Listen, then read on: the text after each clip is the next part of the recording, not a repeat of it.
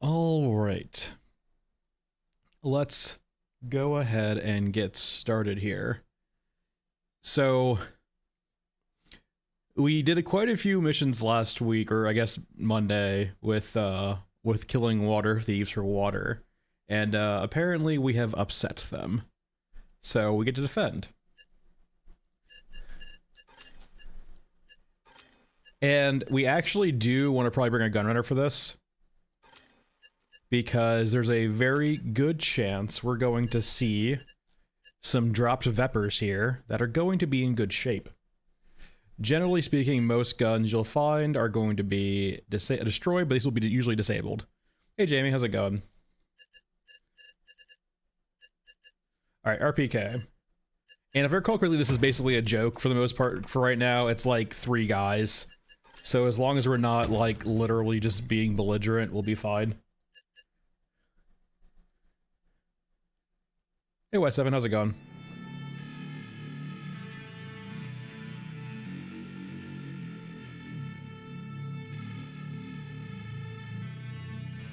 So we are defending our innards.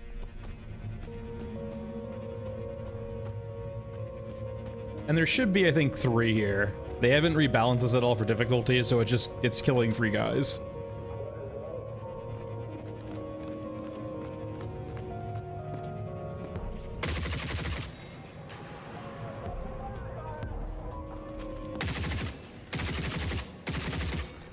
Alright, and yep. As opposed to a destroyed Viper, it's disabled.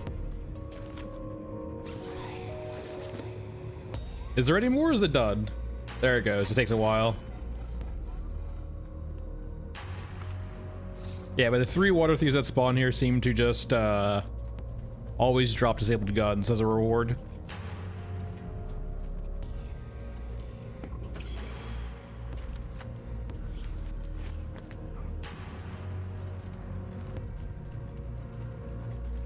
Hey Reggie, how's it going?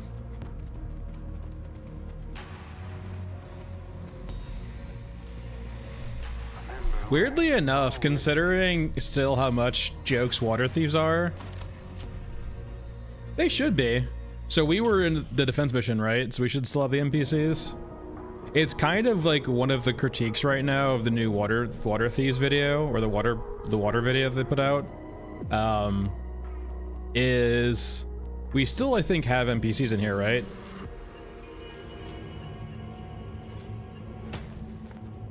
Yeah, we still have the NPCs here, right? Hey, Mirke.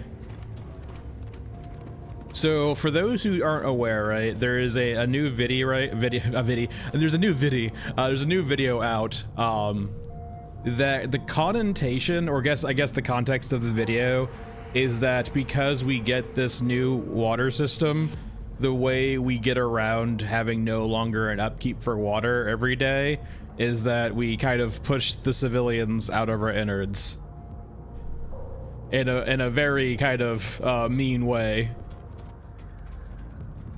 Essentially,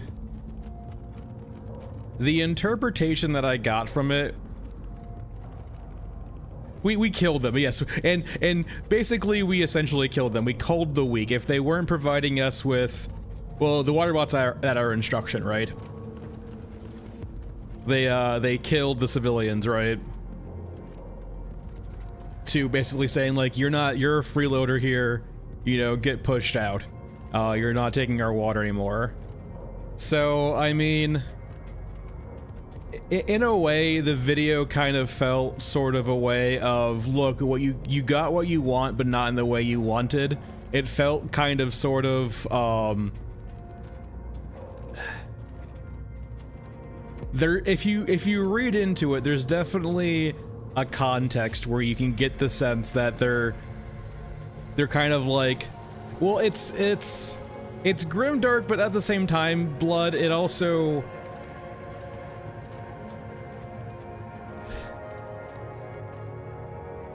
it felt like because I'm a DM personally, I DM D&D. It felt like an instance where the DM is upset with the path the players chose. And so they're kind of reminding you of the consequence of your actions, or kind of making a consequence for your actions. So you're like, oh yeah, look, you got what you want, but Like, I don't really mind it one way or the other, but there's something to consider too, right? A lot of the quests now do not line up with that narrative anymore, right? There's still all of these quests where we rescue civilians. There's quests where we go get teddy bears and so on and so forth. So, like, maybe it's hinting at a quest refactoring coming or a quest rework coming, because a lot of the quests now absolutely do not line up with the narrative anymore. Before, it was just kind of incidental. A few quests were like kind of pushing you to that guy, but now the quests absolutely do not line up with what we're supposed to be, it feels like. 1 p.m. is Duff's. I started a little bit late today. I had a few things to get finished early on, so just a little bit later. Oh, so this is America. And by this is America, I mean this is the land of daylight savings time. So I go by the American clock, which means, you know, Sunday we got pushed forward an hour. So if it seems like we're starting an hour later than normal, I have some bad news for you. America time. And it's unfortunately the way how America operates. We change the clock 2 times a year.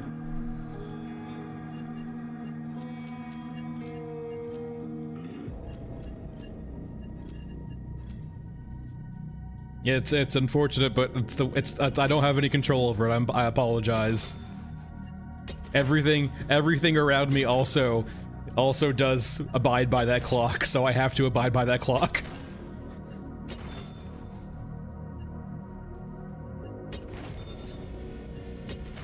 It wasn't by my own choice, my own volition.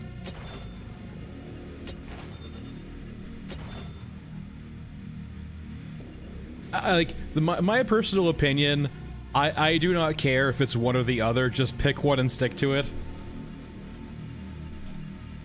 It kind of just comes down to, do you want more light in the morning or do you want more light in the afternoon or evening time? And I personally just don't care either way. Just give me one. That is kind of wild, right?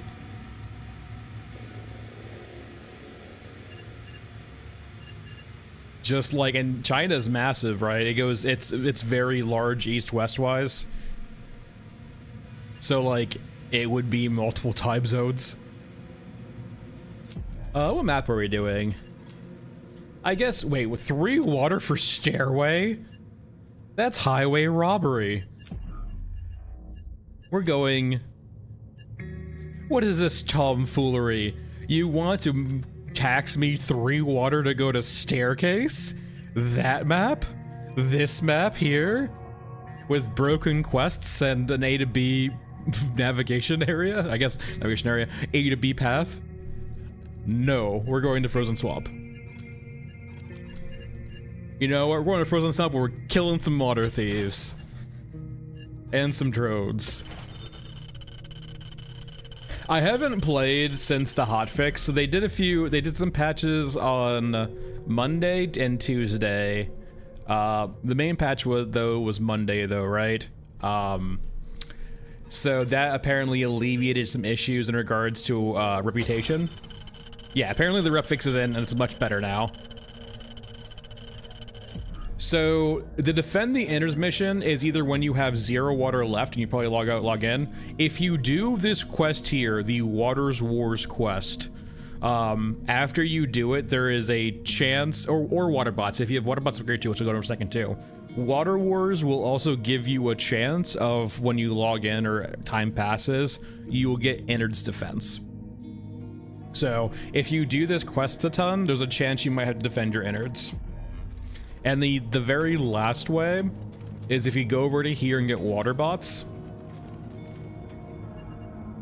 These bots right here, which give you water every day or two, that will increase your chance and actually provide a chance of your innards being invaded. So those are the 3 ways. And it's kind of just like placeholdery, definitely like... It used to be a lot harder, and now they've changed it to a situation where it's just like 3 really easy to kill water thieves. which is fine. It's just there to have like a scaffolding for now until they flesh it out. I imagine we're probably due for an innards expansion. It's way too small right now to actually have like a mission like that of any consequence. All right, so we have clear skies, water wars, data waves. We probably want a drill just to make sure if the thing's behind a wall, we can get it. And we're good.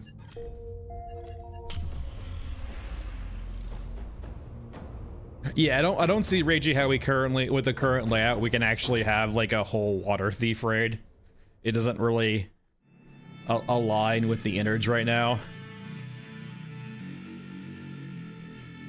But going back to the whole like water video too, I see two things, right? Either A, it's a very temporary heal arc before they kind of right back in as like, oh, hey, by the way, these people that you kicked out or killed were actually somewhat important, right, for X, Y, or Z, and this is like your redemption arc. Or B, we get a quest refactor.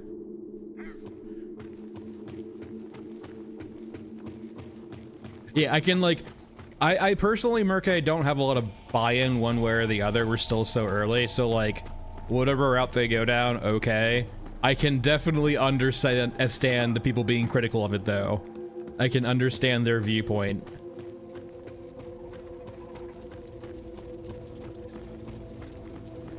Oh boy, that's huge news if that was the case. They were just imposters hiding.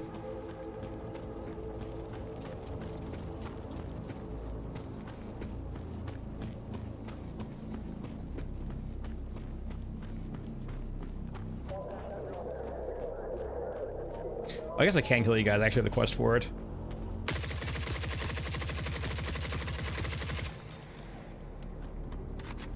Alright, where is our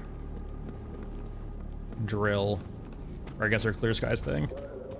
Might be in there, actually. Let's go ahead and drill into this and look around for it if it's anywhere else. It's not right there.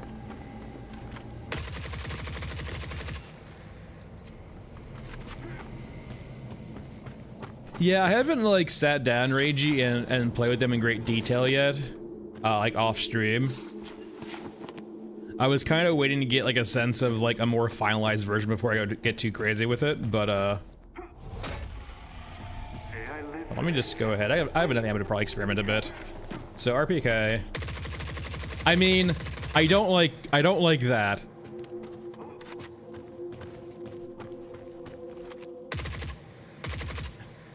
Okay, keep in mind, it is insanely. It's like the thing, right? Where yes, this new version is insanely better than what it was. Like it's night and day better than what it was, right? But there's still a lot of work to go. It is forward progress.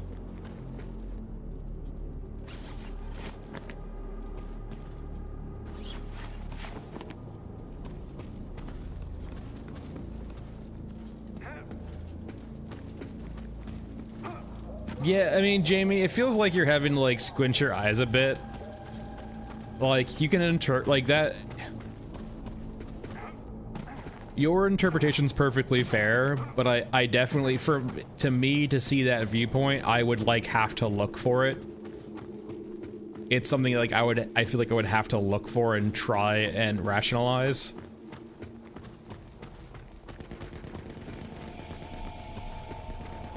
Doesn't make it wrong, but it just makes it kind of convoluted, right? It's not good, it's kind of imprecise messaging. But like, to be fair, like that's just the quests in a nutshell too.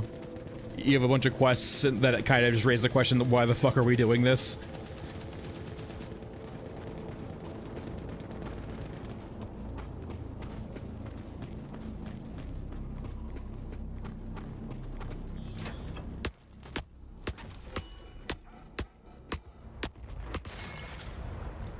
Alright, so we need to kill some water thieves and then transmit data. We'll probably do water thieves first.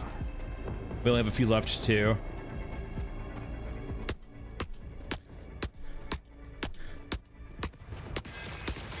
Good thing I brought my existing code. there's nothing wrong with the whole like pragmatic, we're not bad but we're not good, the morally gray.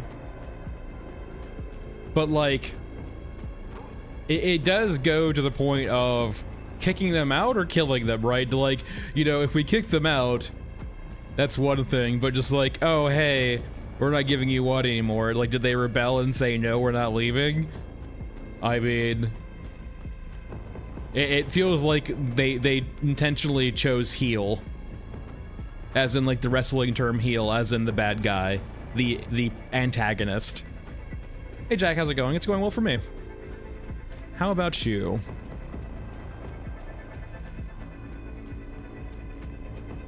I think they were just sharing art. If I know what art you're referring to, Reiji, the film guy, apparently it's just some art from one of the guys who works on, and it might not be related, it's just previous concept art or art that guy worked on that works for Fundog. Hey Mario. Yeah, if you replied to my game owner chat in like the last 15 minutes, I didn't see it. I'll look at it later. The reason why is because I'm here. If you would like to carry over a conversation from that chat, please just let me know what the conversation context was and what you replied to. I do know we are going kind of hard in the chat in that channel.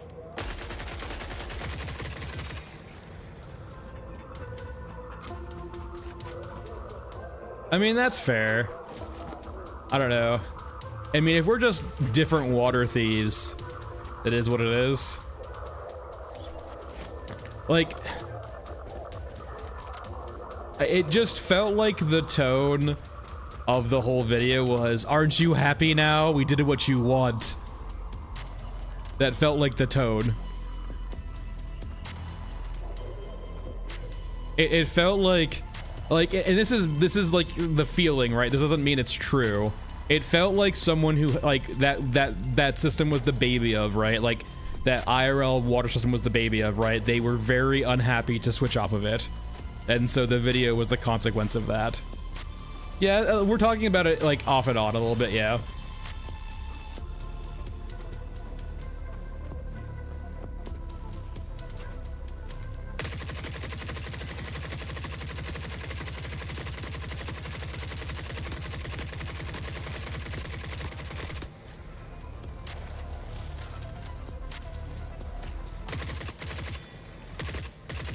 All right, we're good. Like, personally for me, I would have much enjoyed, and like the context of this too, also, it doesn't like upset me per se, but it almost removes any chance of them exploring genres outside of the pure extraction shooter.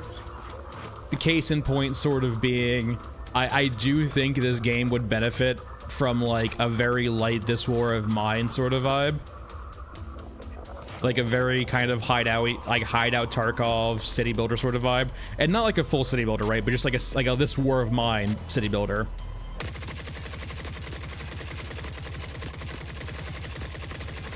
And the tone of the video, along with other things, kind of squashes that opportunity, it feels like. But no, like, and like, going back to the video too, right? The video also is like,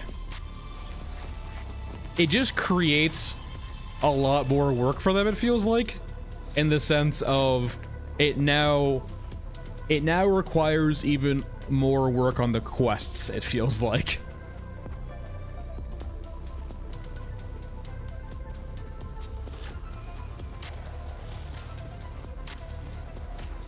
Yeah, it could just be a weird, like I said, it could just be a quick heal story arc.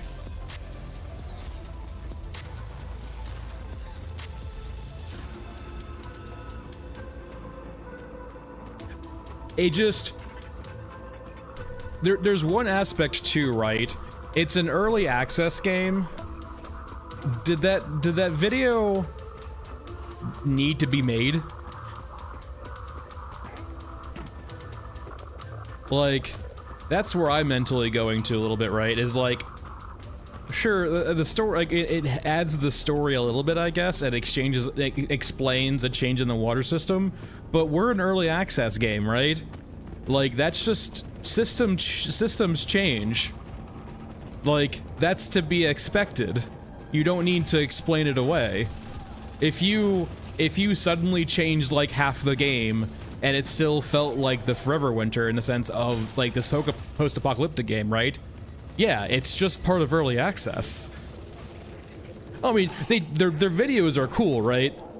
Like, don't get me wrong, like the people who do the videos, they're very well done and cool videos. Like, I love the videos in that regard. I need to get up top, actually. It does mean that phones and social media apparently are now canon in TikTok, or canon in Forever Witcher.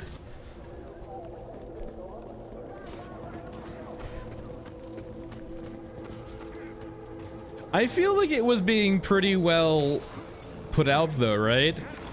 Like the video itself, they even had a video before that zombie of a water change video, right? Like that was the second water change video. That wasn't the first. There was the one with patch day, and then like the next day after that, the next week after that, they did another video on it.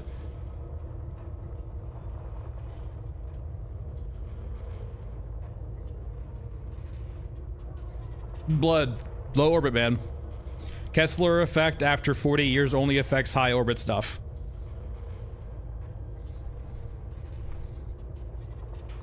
You could absolutely have low Earth orbit satellites at this point.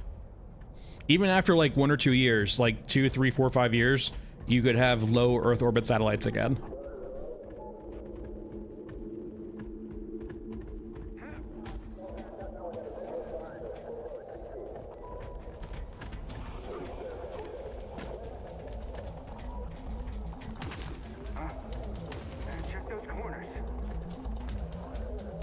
I really should have went up this way to be honest, but I was like just zoned out, I think. Let's just wait for the on aggro.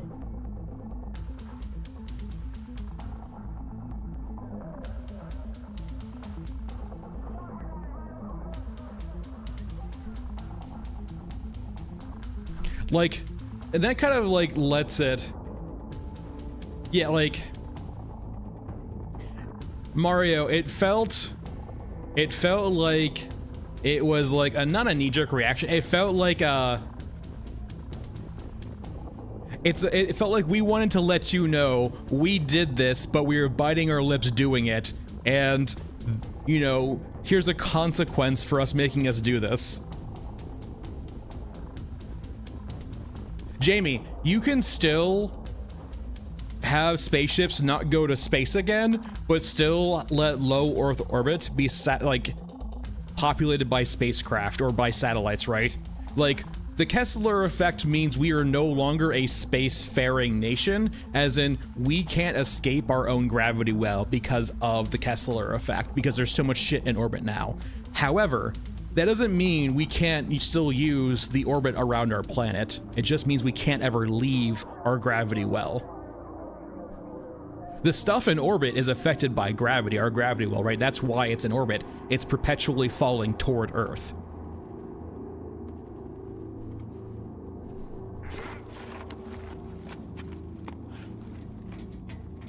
But it has enough velocity going the other, like in a direction, right? Like, it's falling toward Earth in one direction, but it has enough velocity going in a different direction that it's perpetually falling downwards, but never hits the ground.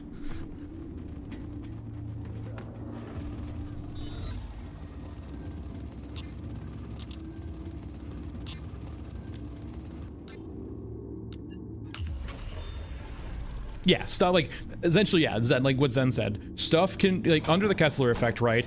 It's like stuff in low orbit will decay pretty quickly. So, like, the Kessler effect, even if there's a lot of junk in the lower orbit, it will decay back into the atmosphere and burn up in a couple of years, right? And 40 years from now, like, say, for example, like, there was a Kessler effect right now, 40 years, most of low Earth orbit, not all of it, there would still be plenty over a certain distance that's still no bueno, would be applicable.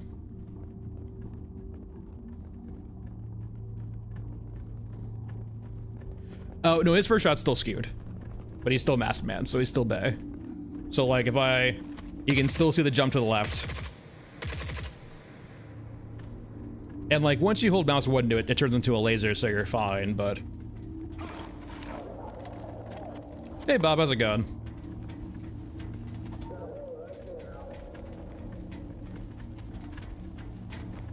And like, going back to the video, true, like, I am okay with the video, but it's definitely rocked the boat a little bit, right? Hey Master, it definitely gives me the vibe of the, like, it is the first crack in the facade, if you will. It is by itself not damning, but it definitely raises some questions.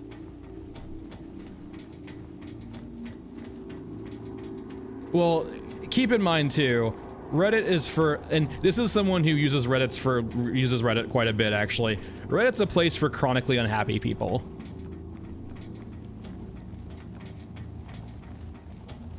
And this is coming from someone who does use Reddit quite a bit. Reddit's not happy with a video, Merke.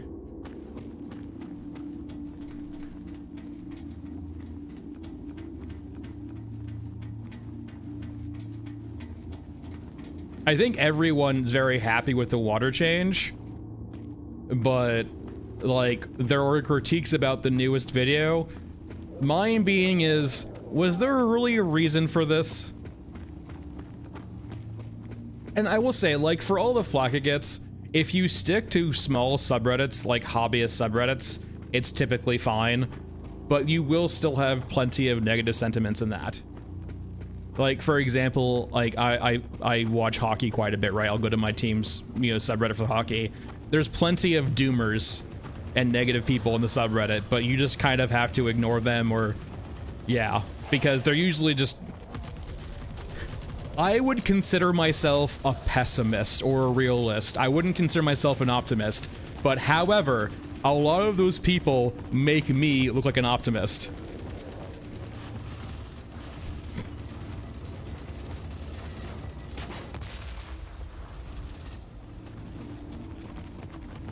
And I will say too, at least conceptually for me, Grimdark does give me the vibe of kind of attracting people in that spew, or that kind of, like, kind of column, I guess.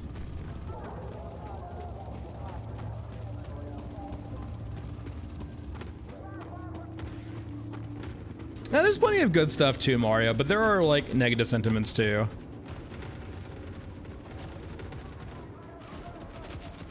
Natasha, I'm not interested in that, thanks.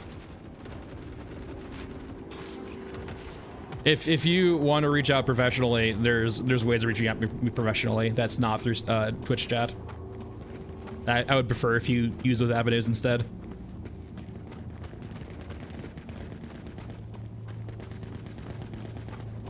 That's what I figured too. That's what I figure. I'm giving them the chance to prove it's not a bot. I am giving them the good, honest chance of proving that they're not a bot.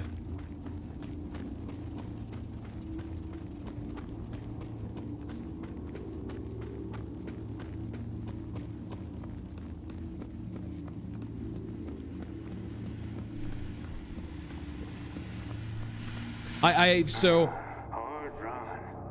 yeah, I'll just go ahead and... because, like, Master, there's this issue too, right, where even I've been accused of a few things where it's not true.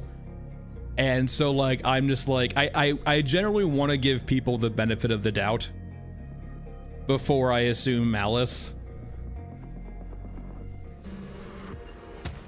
And that kind of calls into, like, the whole video again thing. I'll stop about the video one more second. In the sense of, like, I have had no reason to question Fundog, so I go ahead and believe them for the most part now. But, like, this is the first crack in the facade where I need to start asking those questions, at least entirely to myself now, when I start viewing some of the marketing they put out.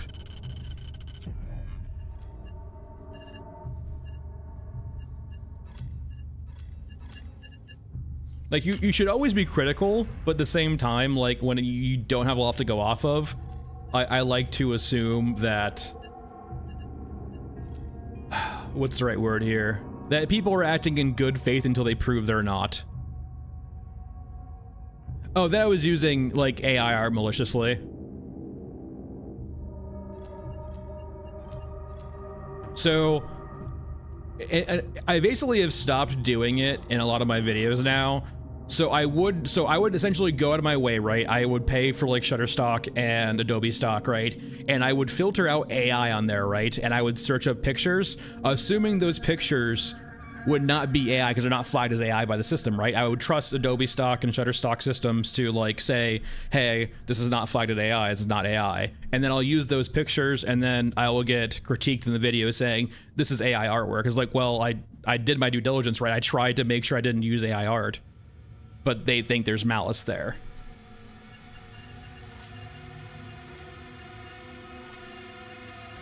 So, like, apparently the bar for them is even when I go through all of this paywalled stuff to try and do the right thing by paying artists, like, even I'm still in the wrong there, right? Like, I have to go individually critique every single picture now and make sure it's not AI. And if there's even a shadow of a doubt that it's AI now, I just can't use it. But that's up to, I guess, myself and their idea of what AI is not. And yeah, it's just...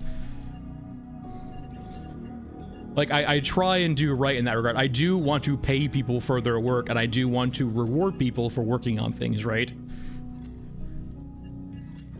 This whole mentality of, like... This is as political as I will get on this channel.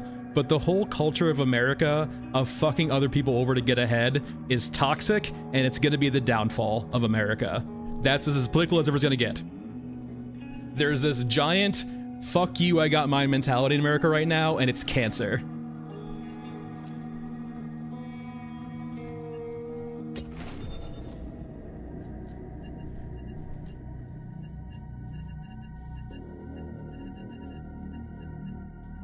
All right.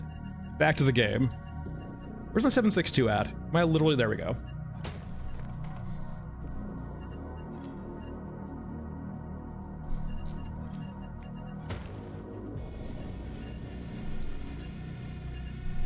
All right, what math? Do we pay the steep ass entry fee of 3 water for Stairway Gate?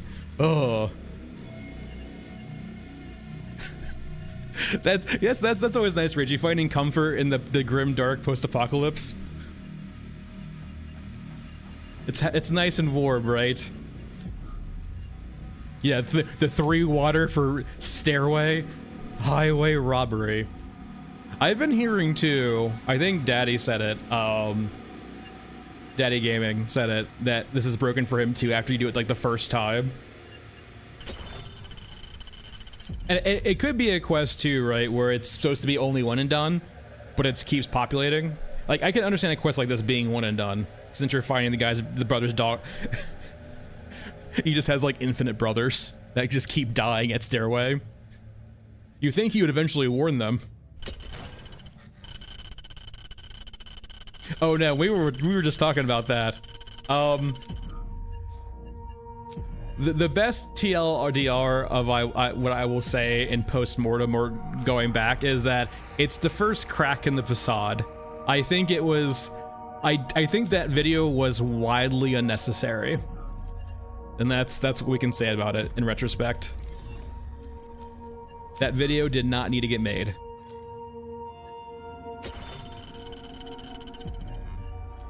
It's an early access game. You do not need to lore explain changes in mechanics. It is the understanding when you buy into a game like this, things are going to change, and that's just how it's going to be. You do not need to explain it. Thieves, there is a recent video, the most recent video on their channel. Yeah. Yeah, zombie. It's like by the 50th brother, right? Are you not? It's like at a certain point, it feels like it's on you. You need to start warning your brothers about going to Stairway. I hate the surface. Yeah, I don't. Master, if that is the case, I think they're doing themselves a disservice, but that's just my opinion, naturally.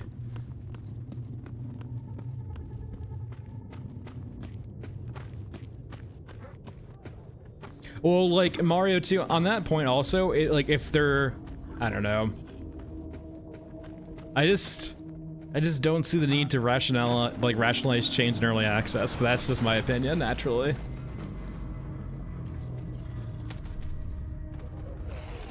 It depends. Like, it also just depends to what we see going forward, because there's a lot of conflictions now, right? A lot of the quests, still kind of go back to that previous system. And so it like, hey, now we need a quest refactor. Or at the very least, you need to change kind of the tone of the quests to be like, hey, these people's people, so they give us a lot of water if they rescue them, right? Like, at least the dialogue in the quests needs to change. The context and why we're rescuing these people needs to change. And that's not done yet, so right now it just feels a bit weird. And it goes to the point, right? Like, if we're getting something that's like not fully realized in the game yet, does it warrant a video? I don't know anymore, Master. I never knew in the first place, but like, I have no idea. I genuinely have no idea. My informed guess now, Master, is it's strictly just going to be a pure extraction shooter, and that is it. From the context of a few different things, and like this is my understanding, right? This is gonna be wildly wrong. It's going to be a pure extraction shooter, for better or for worse. And that could be fair, right? Like, if their idea is to finish the project and move on, they do not want to get bogged down like, say, BSG did with Tarkov. That's fair. I would like that communicated, but that's fair.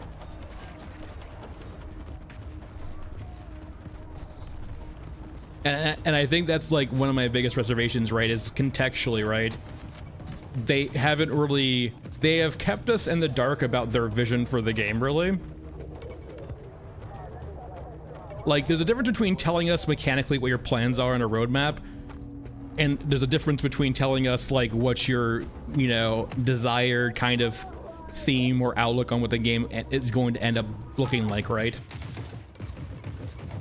And like, that was, for example, sort of an issue, I would say, with Dune Spice Wars, going back to the game I played a lot, is that they didn't have a good idea what they wanted the end product, and also their idea and what their game was going to be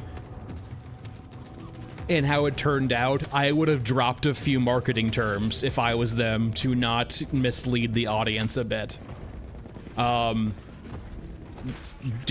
Shiro got a lot of flack for marking their game as an RTS, and they got like bullied in reviews. And like, reviews are always gonna be bullies, right? For the most part, there's plenty of negative reviews, but like, they gave the bullies a lot of ammo by saying the game's an RTS when it's really kind of not.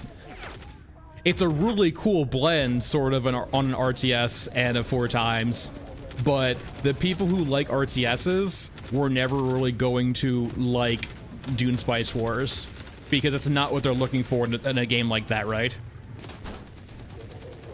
They want cool, fast-paced, epic battles, right, with units and very well-done animations and explosions and interesting combat. Dune was a board game. A virtual board game. A really well-done virtual board game. Like, don't get me wrong, it's very well-balanced and cool, and like, the themes are cool in it, but it's not an RTS. Oh, so where is my... Maybe you'll have stimulants?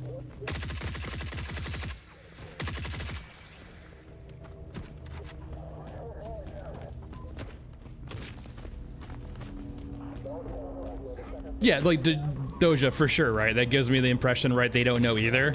The lack of communication gives me, like, the feeling that they don't know either. But, like, on that note, like, Doja, it's why I don't mind vague ideas on where they want to go. Because I feel like they should at least have they want to have concepts of a plan. No, they want to, like, have an understanding where they want to go thematically with their game.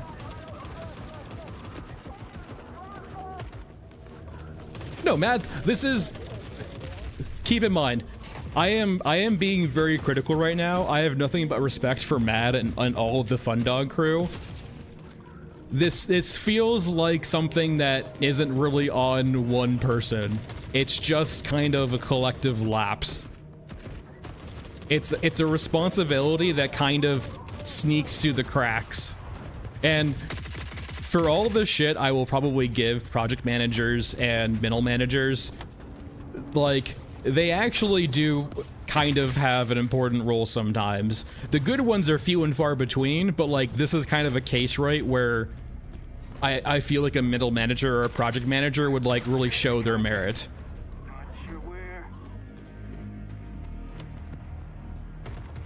And once again, this isn't really like, this isn't like a shot at Mad, the CM, or like really anyone at Fundog. It's just, it feels like a collective lapse.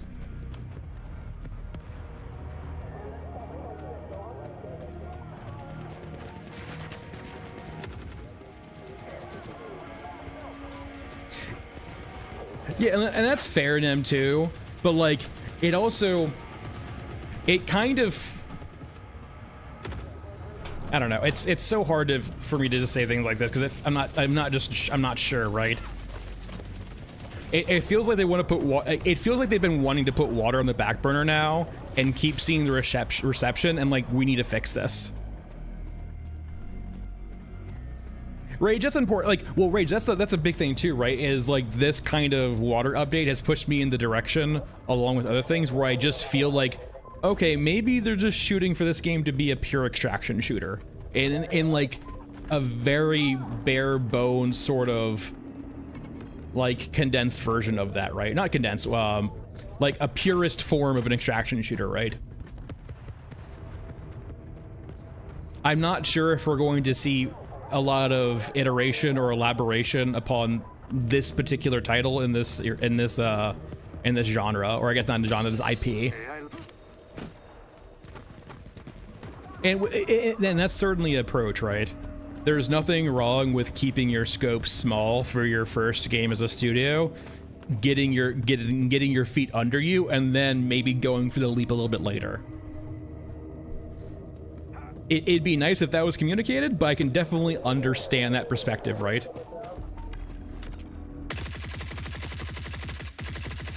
Like, for example, Blizzard, right? Like, look at Blizzard's early games, right? Blizzard did not do a lot with their early games. Well, man, it's more in regards to theory crafting or coming up with things they could add to the game to make it more distinct. Like, for example, blending this War of Mine a bit into the game, where you have like a city builder light, or like kind of survival elements on a much more grand scale, like this War of Mine. But a system like that would be very superfluous on top of just a base extraction shooter. Essentially, the gimmicks, it's going to be much more of just a go into the raid, get water, get stuff, you know, enjoy the ambiance of a map, and then leave. And we might not see a lot of meta systems on top of that, right? It is going to be just a very, like, extraction shooter, get in, enjoy the map, enjoy the ambiance, get your stuff, and then leave, with very light amount of progression and so on and so forth. It's more of just enjoying the art and enjoying the atmosphere you see. Yeah, Mario, it has to do a lot with, you know, Unreal Engine 5 too, right? It helps out a lot in that regard. I doubt we see a game this ambitious with a small studio if it's not for Unreal Engine 5. Like, shit on it all you want, but like, a game like this would not be possible without it. Yeah, and like, that's the issue, right, Master, with like theory crafting now, is like, considering the context of a few things recently, I no longer feel kind of safe. Like, I didn't feel safe before, but I was willing to do it, but now I just have no idea what's planned for the future. And like, my guesses probably weren't accurate before, but they're definitely not accurate now.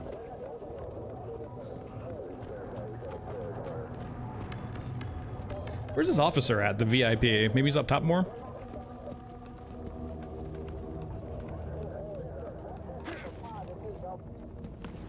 Let me just head up top real quick.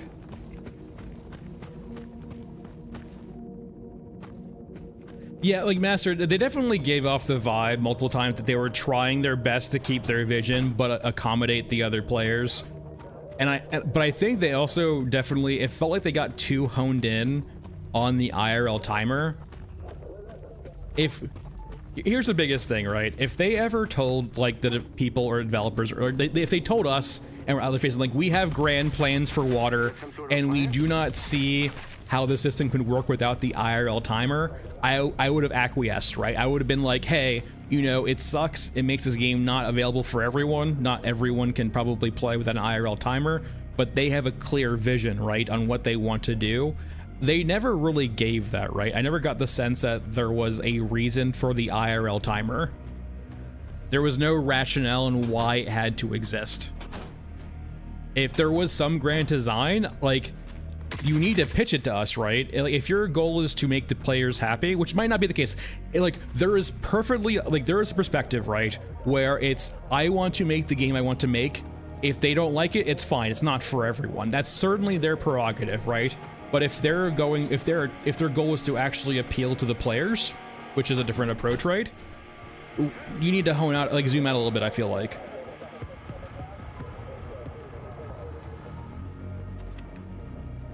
And like, because at a certain point, right, it's not about the actual mechanic itself, it's about the philosophy of the mechanic. It was always an issue of like, the concept of being punished for not playing a game will never be okay, even if you make it only once in 3 months, once in 6 months, once in a year. The concept is still there and people hate the concept.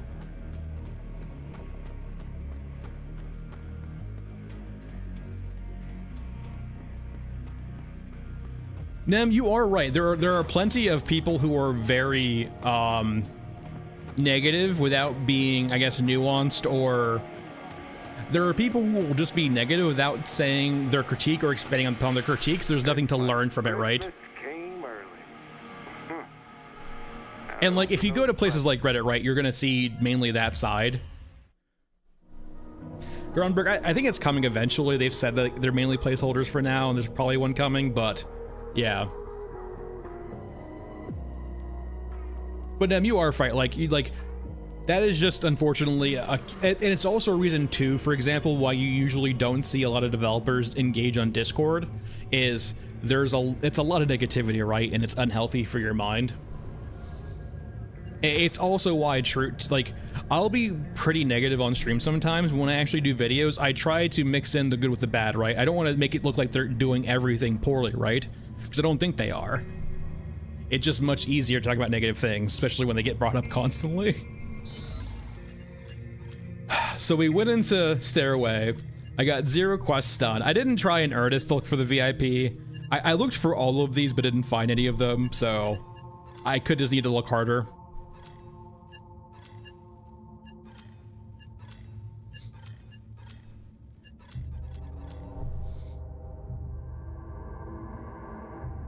And like, there's definitely a concept too, right, where people don't have a good basis of understanding what size studios can do certain things, right? When, for example, if you have a player, right, who doesn't really know like game dev or even software at all, right? They play a game like Red Dead 2 Redemption, right? Then they can come to a game like this and they're like, why can't you do X, Y, and Z? Is like, Red Dead 2 was supposed to be able to do all of these things, why can't you do it? Well, you have that studio with hundreds, if not 1,000+ employees and billions of dollars probably spent on development. Then you have Fundog with less than 50 and not billions. And they might not understand that on the first take. And naturally, that's hyperbole, right? I don't mean that as a very specific instance, but you can scale that as you see fit, and it probably applies to a lot of younger players, I would think. They don't necessarily have a good concept of what's achievable by a smaller company. Like, just look at Tarkov, man. My god, 10 years on Tarkov. Look where they've gotten. It's not to say they haven't made significant strides in Tarkov, but my god, 10 years.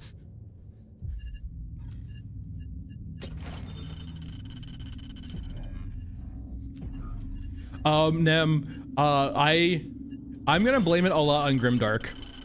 Grimdark has some very degenerate fans, to be quite blunt about it. The genre itself, if you ever played 40k IRL, holy shit. There's plenty of cool people who play 40k, don't get me wrong. There's also plenty of absolute degenerate, mentally unstable people who also play 40k.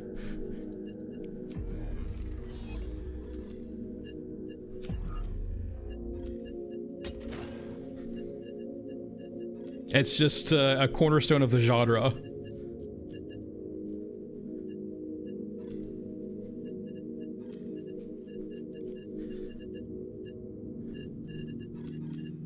I wonder how the RPD feels. It's probably not updated at all. But it can have a silencer if I recall correctly. Yeah, it can. RPD dime. It's probably gonna feel awful. I don't think it's been touched at all, I imagine. It's a very niche gun.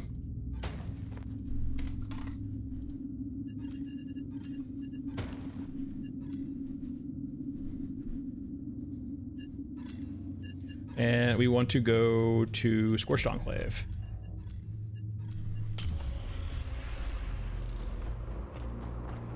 Yeah, the HK right mechanic, right, Dojoja, is definitely a mechanic that hasn't been touched in a very long time. It's... Allura, yeah, the RPD you're only ever gonna find off a drop of a character. So, for example, we got it from the Water Thief invasion, which has a very almost infinite chance of dropping disabled and not destroyed. I hate the surface.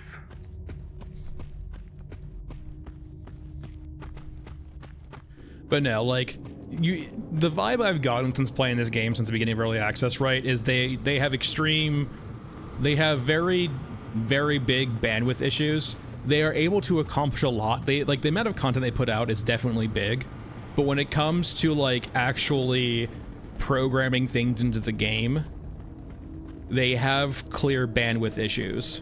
It does not, Waterson. It does not. This game would be DOA so fast if it had PvP. You have no idea.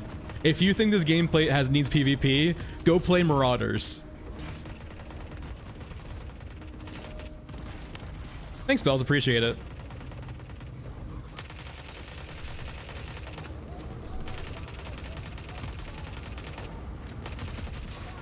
Yeah, Marauders is dead. PvP being one of the reasons why it's dead.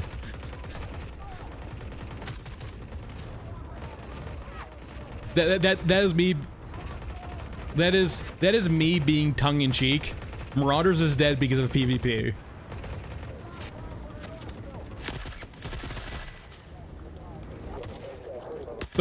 But Jump Ship is a 4-player co-op game.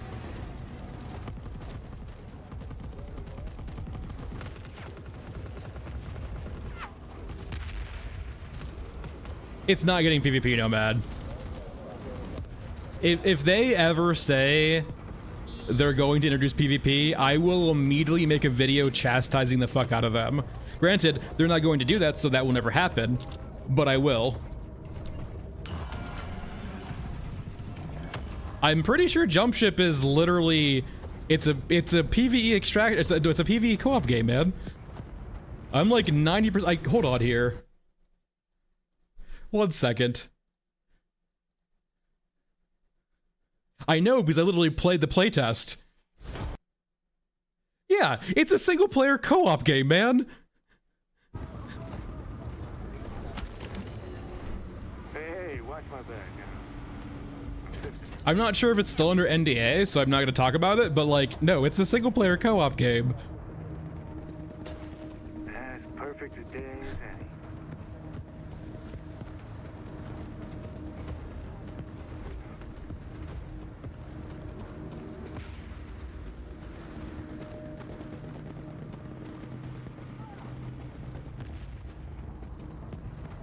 Alright, where's Pyro? No, but like, so Marauders died, right, because it had 2 issues. It had the cheaters that came with PvP, and it also had the gameplay constant balancing concerns that came with PvP. So not only did you have to, like, you know, quickly try to solve the cheating issue before you hemorrhaged players, you also had to solve just the general PvP game loops in that game. It had PvE.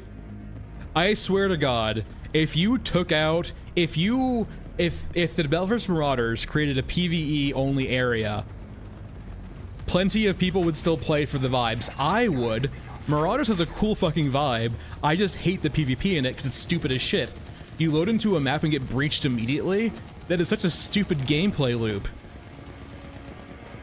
Like, sorry, not sorry, but like... It is, and like, they're a small studio. PvP is so daunting nowadays. You have to constantly balance your game, or just make sure it's perfectly balanced in the first place, which is almost nigh impossible.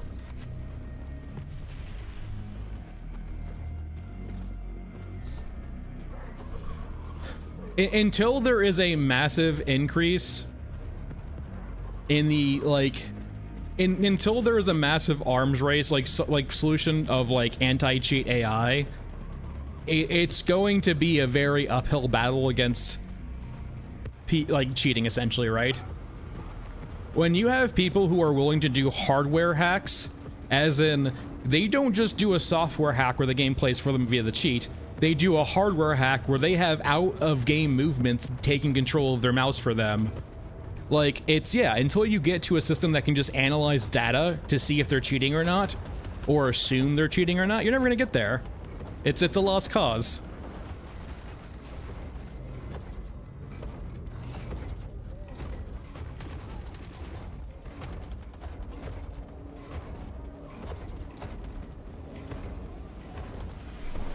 I do think, Bells, when we get to that point, Bells, I do think that the anti-cheat has a leg up, because it's much harder, I think, to, like, fake that you're being genuine or not a human. Or it's much harder to fake that your inputs are genuine, right? Like, if you're having perfect flick of, like, the ability to perfectly flick to a head, I feel like AI anti-cheat should be very good at identifying, right?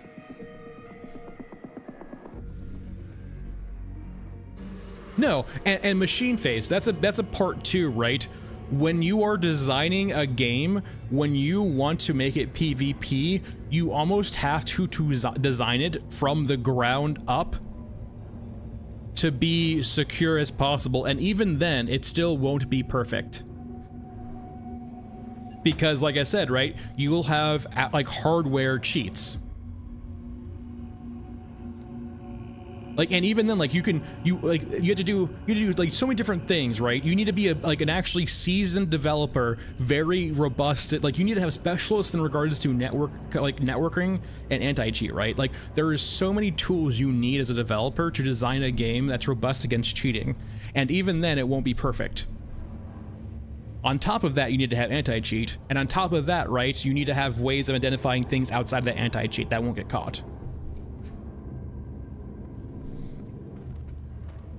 Yeah, but they never can, but that's the thing though, right? Warzone is Call of Duty with access to hundreds, if not thousands of employees with millions of dollars. Then you have Fundog, 50 or less employees with not millions of dollars to throw. And that is why, right, you really just can't have a game, like, you can have PvP in a small game like this. It can't be the primary game loop.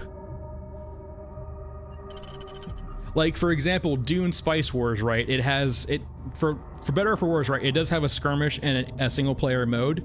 If you do not want to play online, you can say that online is morally the way you're supposed to play that game, but, like, you have either way, right? It's not you have to play multiplayer or you have to play single player.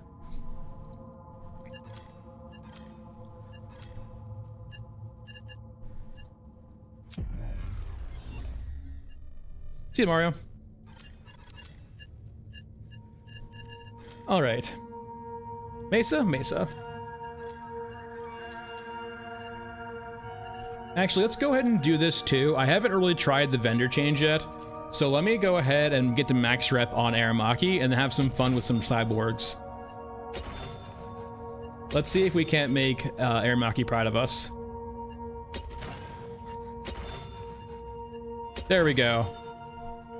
Let's see how quickly I can ruin my or Aramaki's love for us. Oh, I still don't have the big magazine yet for this. I will make it work. I'm gonna lose my Vepr immediately, I swear.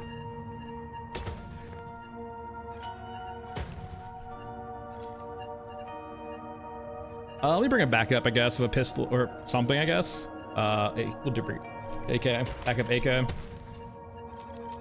Could bring one bullet. Backup AK for bad scenarios. And then just meds. We'll bring 12, because this might hurt a lot. And let's get the quest for calling the herd. Summon the pain. That should be good. Master, quite a lot, but a lot of guns don't require you to hit 50 to get all their attachments yet. It generally depends on how many attachments the gun has. But the max level is 50, and very rarely will you have a gun that requires that many levels. Most guns, you can get the more important attachments before level 10.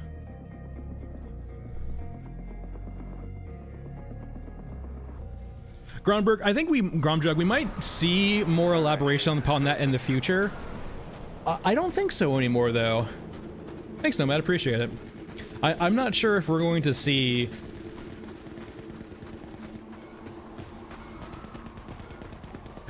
So there's so many suggestions and ideas that sound cool. I am now personally of the opinion there is going to be bandwidth issues. And so all I'm going to say is temper your expectations and what you think we're going to get. Naturally, coming up with ideas is fun. If you enjoy coming up with ideas, keep going, man. Don't stop. I love brainstorming, and if you enjoy it, keep going. But just temper your expectations. That way, if they do exceed them, you can be surprised and happy, but you're not let down when they don't meet those expectations. I appreciate it. Like if anything is appreciated, man. It's also why, like, for example, Nomad 2, I didn't like that I had to do this, but like making the emojis are locked behind a paywall, so like, yeah, I had to do 99 cents for emojis. And I might eventually do more like custom videos in the future, but right now, like, until I get videos out on like a regular cadence, I am not gonna do member-only videos because that feels like I'm taking away from everyone else, right? If I get to the point where I'm making a video for everyone every week, extra videos on top of that might be that like that, but until I reach a cadence like that, no. Hey Chucky, how's it going?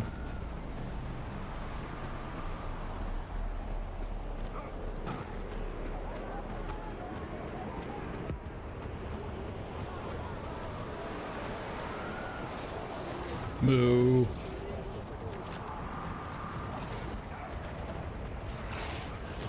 Hey, Delta. And here's the thing, Nomad. I don't, even with all of my talks today, I do not think they should ever give us a roadmap. But, like, difference between roadmap and, like, concepts of a plan or, like, where they wanted to head thematically, at least, right?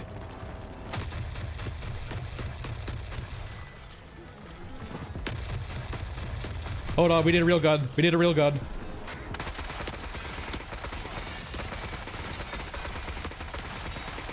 Alright, so if you weren't aware, they did nerf the shotguns. Cyborgs can be a little hard to kill sometimes.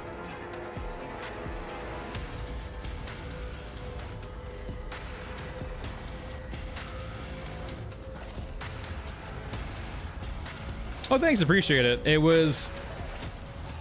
There's only so much I can do with my own ears, so I have to eventually just put it out for feedback. So it was nice to hear the reception and the critiques too. Like on a video like that, I am perfectly happy to see critiques also, because it picks up things my ears might not be able to hear anymore after doing that video for a long time.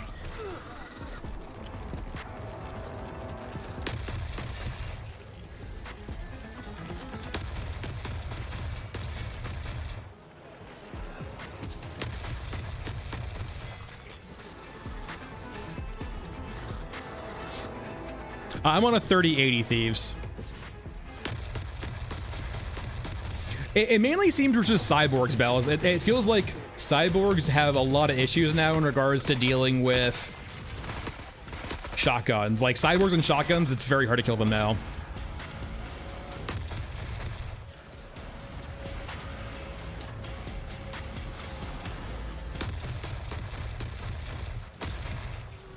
Yeah, like that's a big part too, right? In regards to a Nomad, it's just like you telling us what you want out of a game gets buy-in. And like that was kind of the whole issue with Water 2, right? I looked at their promo material. A lot of like none of their promo material really talked about water at all, and like the theme they wanted for water. Are you? Oh! I was killing cyborgs. Why are you angry with me?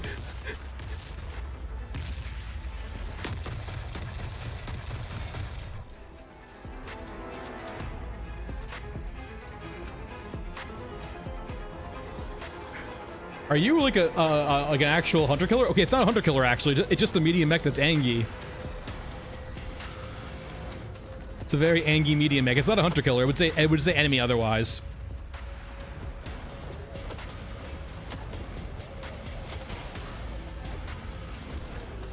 I think the map design really doesn't really accommodate for us ever using mechs, I feel like. Because the problem is, right, if we ever brought a mech into a run, we would get immediately demolished by enemies, right? I need to get out of here. Or at least get up top. Nah, shotgun's got. So it's like 2 shots to the head, it seems like, per cyborg? If that, oh my god. Ow, ow, ow. Stop it, please! Why did that mech come angry? That mech, man.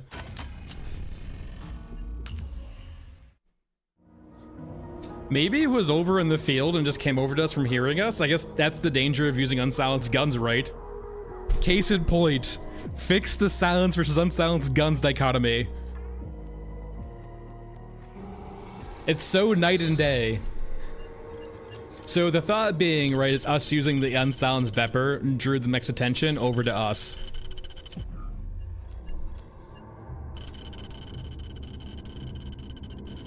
Yeah, like that's the kind of concept here, right, Mushi? If we ever got to the point where we had like a large mech like that, if we ever brought it to the surface, it would be immediately nuked. Yeah, these I have been playing a little bit of beta decay. I'm kind of waiting for the new patch. It's so for those unfamiliar, right? Beta Decay is a single developer game. It kind of has like a PS2 like tactical shooter game kind of aesthetic to it. It's really cool. It's just very early in development. But the next kind of content patch should push it out to Steam Early Access, if I recall correctly. And it should actually have like much more of the core gameplay loop in the game at that point, to my understanding. It's a cool game right now, but like it is a tech demo.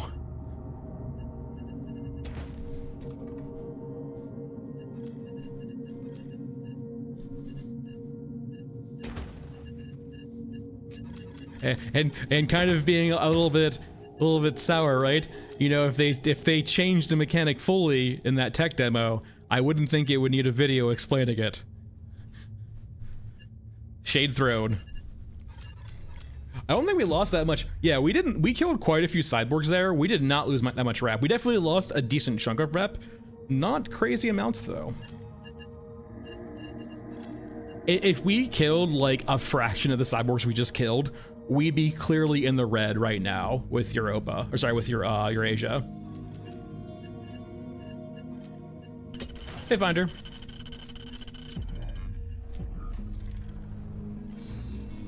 It kind of gives me the vibe Nomad though too. I don't know. The carriers for the Titans for Europa are such a weird concept too. Are they like being constructed in the East and they're traveling the Great Plains of America to get over to here perhaps?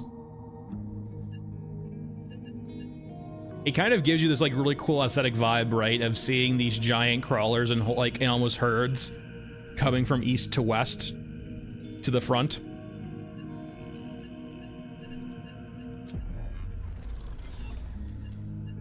like conceptually too, right? Think of this kind of concept, right, where Eurasia might have the tech and means of having satellites and like high orbit stuff, or not high orbit stuff, I mean like high atmosphere stuff, low orbit stuff, right? And so you like have these herds of like European titans crossing the Great Plains of America to get over to the west coast where the front is, and then like there's like, it's almost like a land ship, right, where you have these fleet of like kind of land ships moving across the desert, and then you have like Eurasia perhaps having aircraft trying to hound them and destroy them as they cross the Great Plains.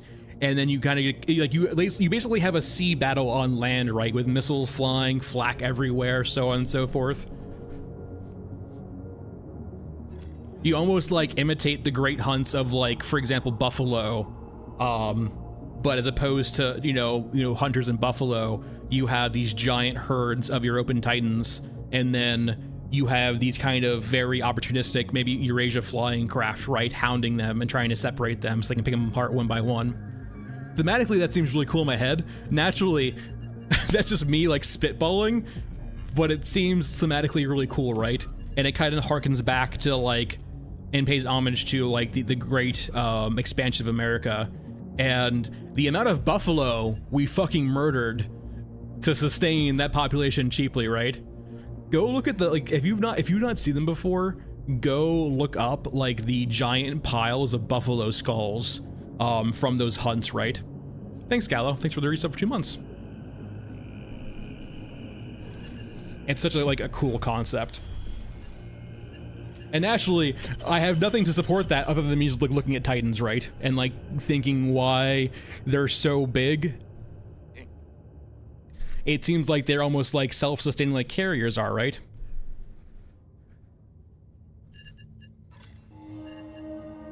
I think in that case Nomad too, but it's also sort of a concept of not putting all of your eggs in one basket. As in, you don't want to have like a super giant carrier, right? Because it makes it a giant target. And so when you're able to produce these smaller carriers in vast numbers, you can kind of have the safety of a herd, right? Without the direct target of a super carrier.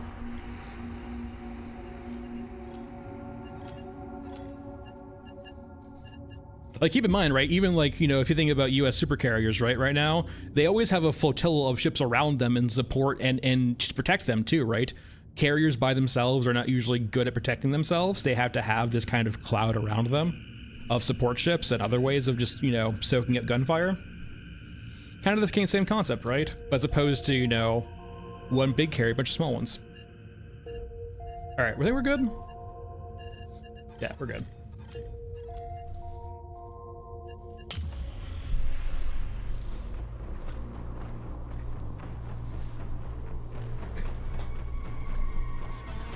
I am kind of curious to see if, like, there are instances, right, where you can see a mech spawn inside the hangar unless they fix that. So I'm kind of curious how the European medium mech kind of folds up to fit inside of those carriers easily.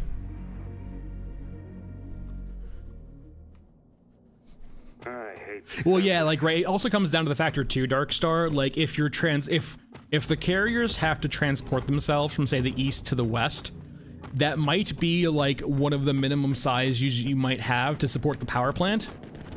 Like, it could be a power plant constraint. Like, you might have APCs and IFVs, right? But they might have to have a host vehicle to resupply fuel from, right? And those giant Titans that we have, right, might be the smallest size. They can reliably fit a big power plant in that's like, say, for example, long lasting. Like a nuclear reactor, if you will.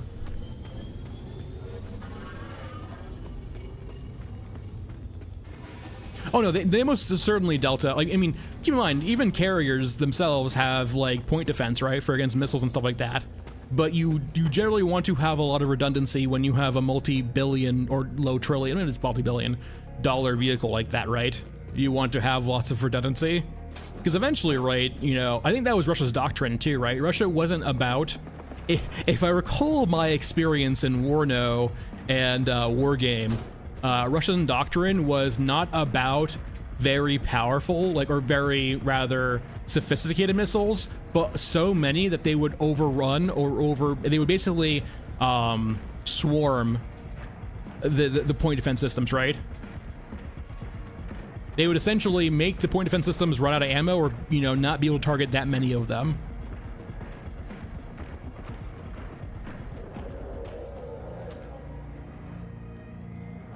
Exactly, Darkstar. So, like, those Titans, right, have the ability to have a small reactor in them. Smaller APCs would not, right? And so you kind of have this, like, this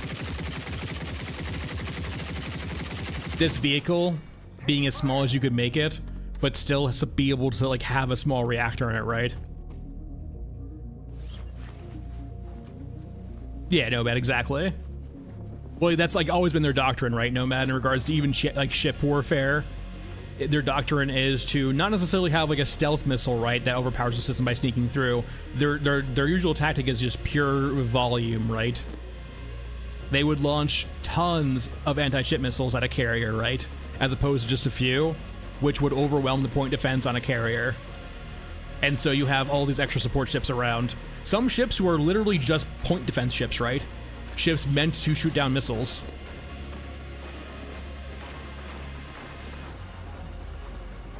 And do nothing else. Like, what is your goal? You defend the carrier. Got it. Thumbs up.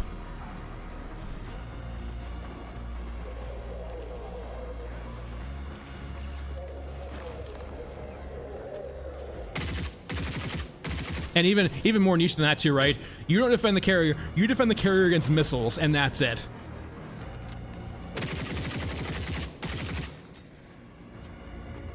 And naturally, they do have some redundancy now too, right? I know there was some general, right, in the U.S. military that kind of did an ops. Like, he took over the role of, like, essentially running as an ops commander in a peer fight, essentially a peer-to-peer fight where you would have, say, the U.S. military fight against a certain other military in, like, kind of a simulated battle. And what he did right before it became prevalent was he had a bunch of very small, like, essentially motorboats, right, filled with explosives, essentially just suicide bomber drone ships before it actually popped up, right, before it was prevalent. And he basically won the simulation, right? He destroyed U.S. carriers that way because the U.S. was never thinking of a fight like that, where you would just have a bunch of small, cheap ships trying to get close and explode next to a carrier. Essentially a manual torpedo.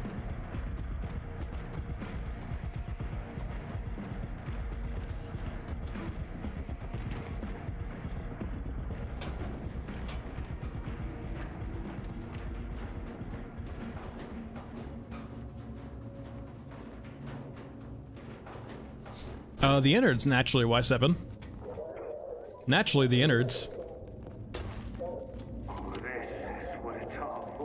Would you not want to live in the innards? What map would you live on if it was not for the innards? Pure. Good luck.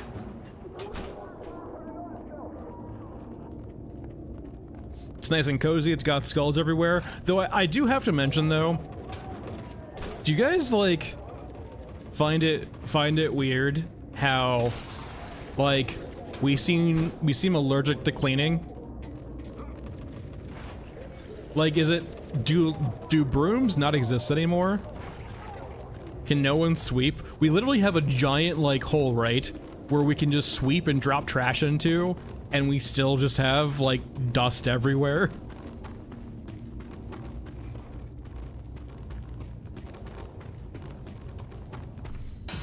I mean, if you remove the dog, I actually probably think the cemetery is much more innardsy than the innards, but...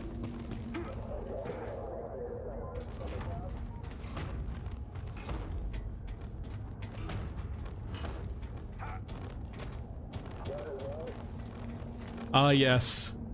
The paused effects.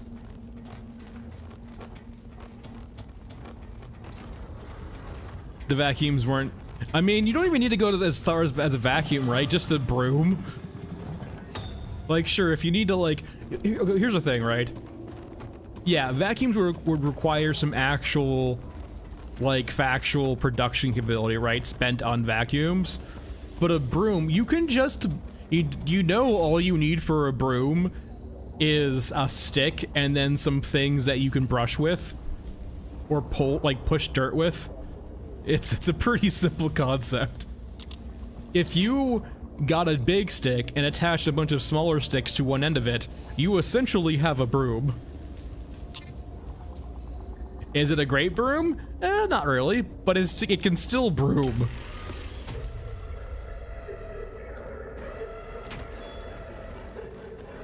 Hell, no, alright, I know I talked about like this War of Mine, right, crossover? The crossover I want is, what's it called? Like the cleanup games, right? Where you have to like clean up the mess after the things happened. Like the Zen cleaning games. Just have you like go clean up the, like power washing simulator and stuff like that. You just go clean up the innards with a broom.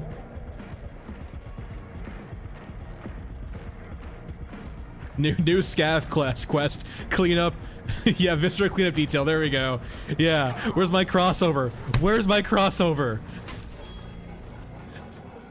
Hold on, we're gonna go critique the innards in a second. Yeah, power washing the mechs, brooming up the, all of the dirt from the innards. Throwing the skulls in the trash. That could work too. You could just take a shotgun, right? Like you can take this piece of shit shotgun that we have, and in the muzzle just like attach a bunch of straw and use that as a broom, or a mop too. You can like just a dusty t-shirt. Okay, here's the thing. Hold on, we're doing cemetery next. Because cemetery is going to tie into a very good point here. And it's so very important.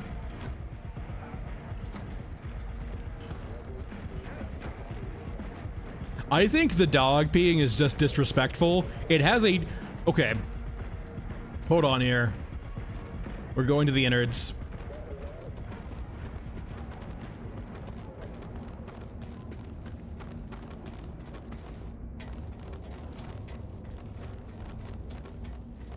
We have to go show everyone in the innards. I can understand your reservation to cleaning if it was like, hey, like it's just moving it somewhere else, right? Or rather, like it's a real bitch to move all of this stuff. However, the innards is next to a giant fucking hole that says throw. Until the next time. I'm going to maybe make a wrong assumption here and assume most of us are guys here. And even if you're not, you might still have this feeling, right? Whenever you approach a big hole, aren't you just compelled to throw things down it? Maybe it's for girls too, right? Maybe girls feel that same compulsion. But personally, as a guy, I do have that compulsion where if I see big hole, something's getting thrown down that big hole, probably just a small rock, but still, something's getting thrown out of it. So when we have all this trash here, all of this rock and debris, and we have big hole, a very giant big hole, then stuff is going to get thrown out of it. And when we have trash, what is more convenient than throwing it down here? They did. So the concept is not foreign to them. They threw people down there in the video. So why can't they throw all of this rock down there? Like, we have all of this debris. We have all of this. Are you gonna be using, sir, are you using all of this scrap gun here? Are you just going to let it pile up here and be trash? We have a giant hole, sir. Look at all these rocks. Hey, guys, pick up the rocks. Throw them in the hole, or I'll throw you in the hole. Oh wait, it's already happened. You're already gone. You just don't know it yet. Your life is short. You are not going to be here for long. You're supposed to be patched out by now. I hate you, but I love you. I miss you so much. You're gonna be gone so quickly from now. I can't believe we threw you down a hole. Anyway. But no, we have all of this rock and debris around here, and there's just a skeleton here. There's just a... What would be more fun than throwing bones down a hole? Genuinely. Like, think of these guys here were just like, okay, think of it this way, right? If I was just here chilling, right, I would be on this ledge just tossing rocks down the hole. Eventually, I would run out of rocks.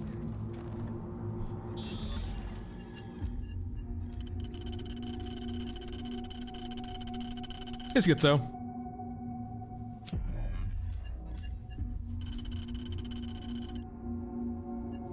That'd be fine too, Buddha, right? Like if we get upgrades, it progressively cleans it. Or bear with me, Viscera cleanup detail crossover. Oh, I could see that, Mushi, if this skeleton had some attachment to one of these scavs, like this guy here is talking to the skeleton. Also, Nick, yeah, it's a multi-purpose hole, right? It can be used for so many things. It's a giant hole. Think of the possibilities. It can fit poo, it can fit bodies, it can fit rock.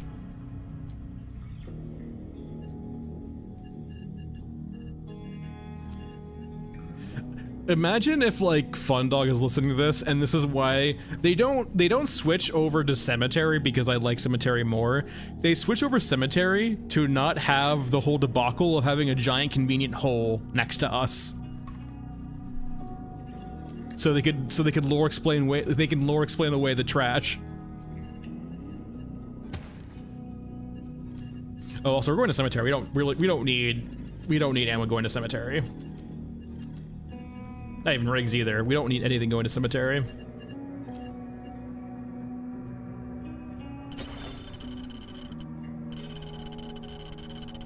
Why do I care? Why do I care? Our own people. We don't have our own people anymore. I guess they're like, the thing is we're getting paid quite handsomely for it, right? Wait, what?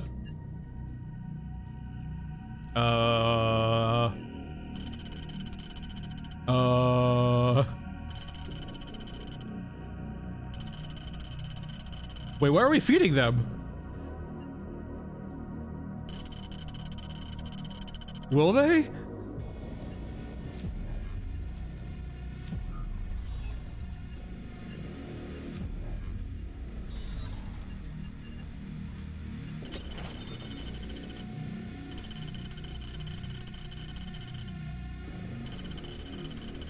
Yeah, it's like, yeah, Blood, if we're playing heal now, the quests have to get reworded, basically. Like, this quest can still be applicable, it just has to be viewed in the context that they're, like, people that are related to them are paying us lots of stuff to give them stuff, or help them out, right? Like, the quest itself still works, but the context and why we're doing the quest has to change. So as opposed to being a quest about now, like, being do-gooders, rescuing some people to bring them back here, it's now you know, hey, we're being paid lots of water or stuff to go rescue these people.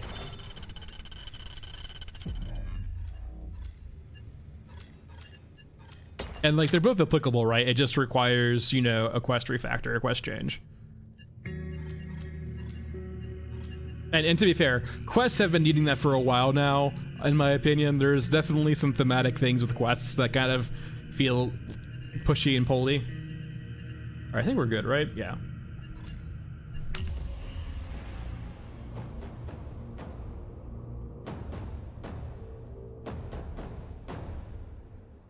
And like, I think no matter what, right, we're definitely due for innards expansion no matter what. Like, they definitely know the current innards cannot accommodate those invasion missions right now. So at the very least, we might see an expansion of the tunnels around the innards to actually reinforce that kind of mission.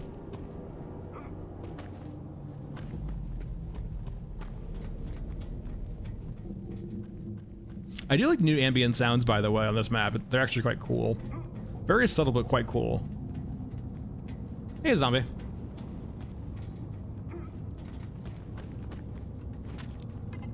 Okay, it's not there.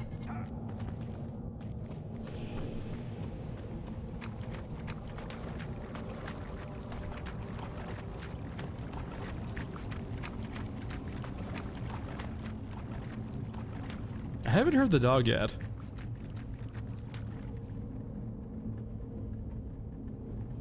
I have noticed too, the dog's very hard to hear now. This is very close. It has a very strict cutoff now. Oh, should I hear him?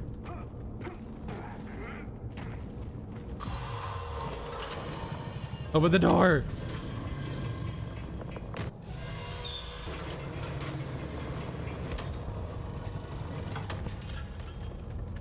I think the master has a QR code occasionally in his code.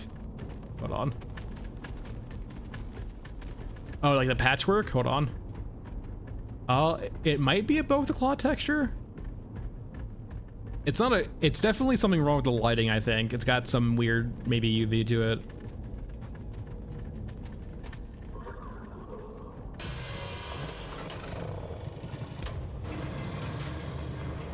I know, like, I think there was some engine issues in the hotfix. I know there, like, so there was the hotfix, right, on Monday evening, and apparently right after that hotfix, there was a few issues with the engine, apparently causing some crashes. I think they did a few patches after that to fix that. So maybe some anomalies going on with the engine.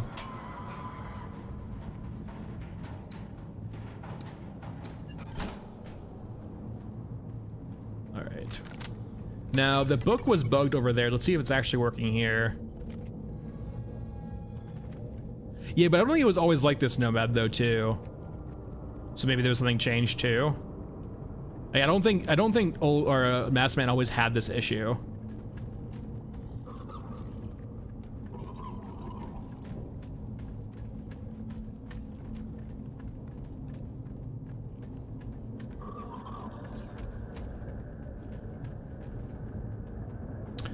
Mosa, if you enjoy atmospheric, like, extraction shootery kind of games, if you enjoy the atmosphere and art, and you're okay with the early access, then yeah.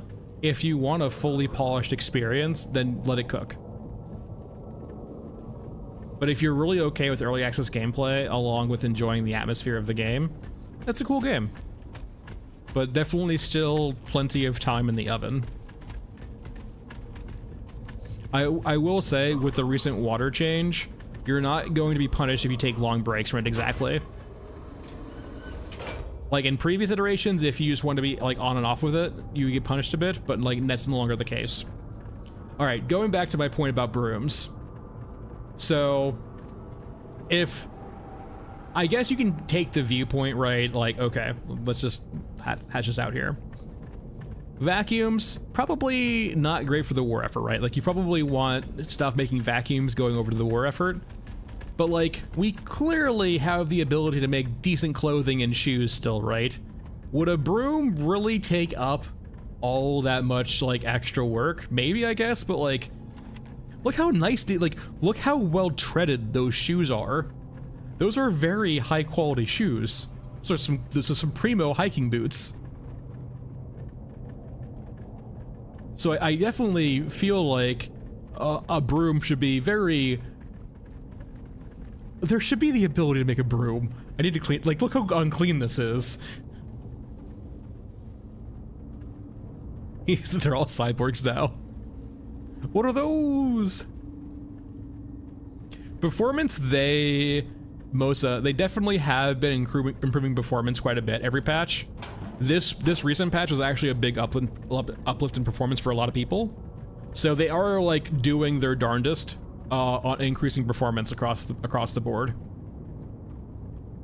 There's always going to be a cutoff, right, of the people they can accommodate, but like they are doing their best in that regard for sure.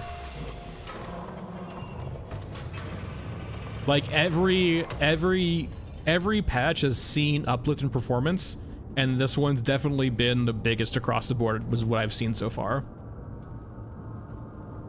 No, Y7, it's not even that at this point. It now needs to be just a pure add a gameplay loop about cleaning up your innards. Take out, like that's, it is like indicative of so many grumpy GMs I've played with. In the sense of, I don't like the direction you're going. Because I want to be a good DM, I'm going to accommodate you, but I'm not going to be happy doing it. And here is how I relay that to you.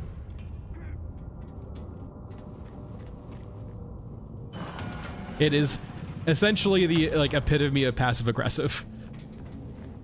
And once again, this is contextual, right? It doesn't make it true. It just that Until the next it might not have been the intent, but it's definitely what was received by, I would say, a decent portion of the audience, right? I wouldn't say everyone.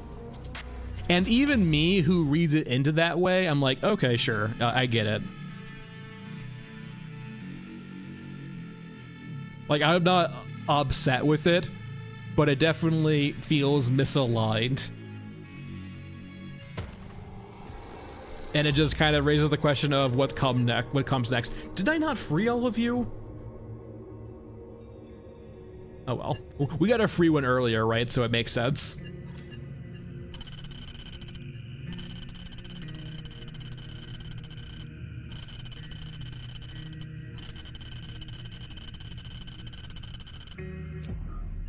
I mean, he's still here for now.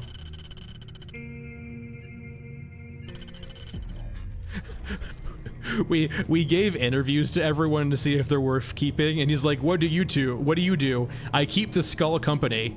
I think we should keep him, guys. Otherwise, Frank will get lonely. He's got really good teeth. You think in post-apocalyptic environment, right, their teeth would be pretty shit. That's some great quality teeth right there.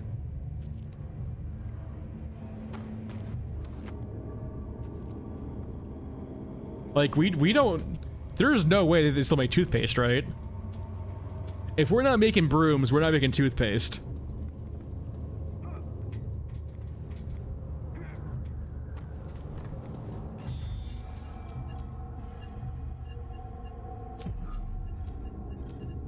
Alright, time for elephant. We've done elephant yet today. I haven't really tried killing an Exo yet. I don't think I have a grenade launcher yet either. I can get one probably. If I was so inclined. We're actually, I think, most of the way close to getting our big rig, actually. Let's go ahead and do that.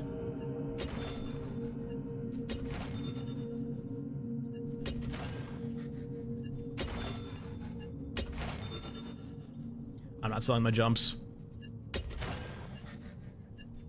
How much do you cost? Bundleton. 50 more K. Got it. 30K, really. I'll probably sell a few of you.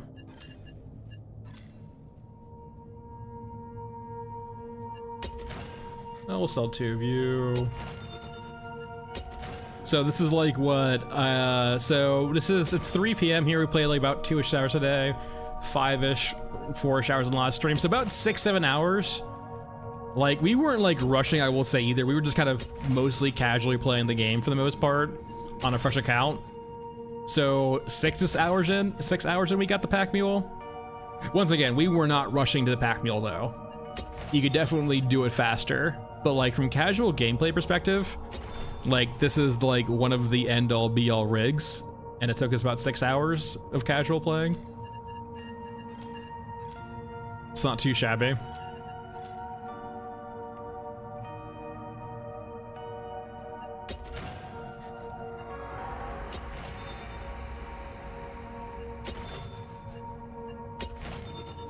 Let's sell, I think, 3 of you. Let's definitely sell you. Can sell 1 of you. Definitely sell the Vitas. We don't need you.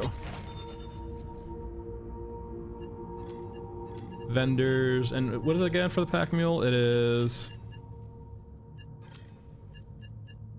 We need a medium, large, and medium for top. Okay. So top left, medium, high quality. Top large, high quality, and top right, medium, high quality. Yeah, I like the rack.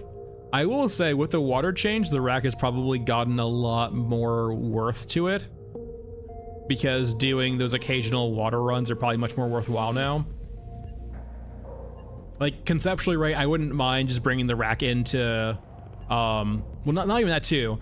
So the rack you can just bring into, like, say, mech trenching and a ton of water that way, but also excess water now gets converted over into currency. So like each excess water, when you are a max experience now for your character, if this is full, you now get 25k per extra water, so it's actually a pretty decent way of making money. That being said though, you generally don't need, like after I get the pack mule right, I don't really need money for much else. The reason to get money before that was to get the pack mule, and now I have the pack mule, so I don't really need ore.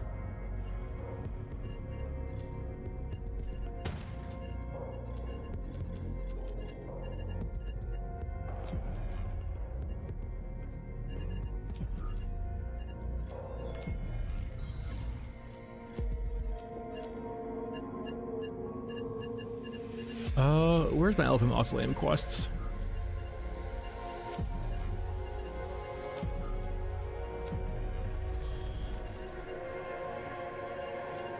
We can save some more civilians.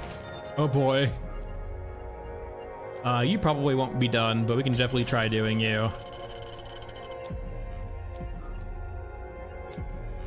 And maybe it works too.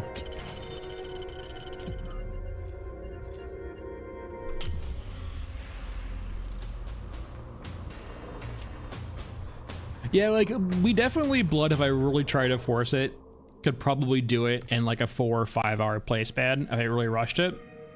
But we definitely weren't just like rushing for like getting the pack mule unlocked quickly. Now definitely though, I will say rushing to the equipment runner is important though, because the equipment runner is like going to make actually looting things a lot easier. I hate the surface. Yeah, like actually doing the water farm in Mech Trench is probably very worthwhile for getting your water up and getting extra money. I just can't. It's probably good for like, it's probably just good for everything, right? It's great for experience, it's great for money, it's great for stocking up on water too, right?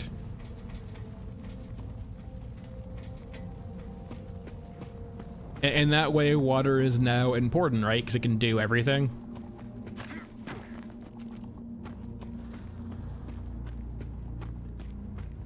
The problem is like, right, is there much point in doing any of those, right?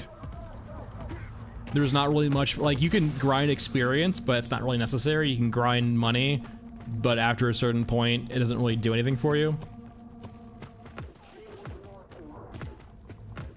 Is that a new cloth effect? Maybe that's what's going on. Oh, I know what it, hold on here, well. That looks new. I don't remember the cloth being that wibbly wobbly.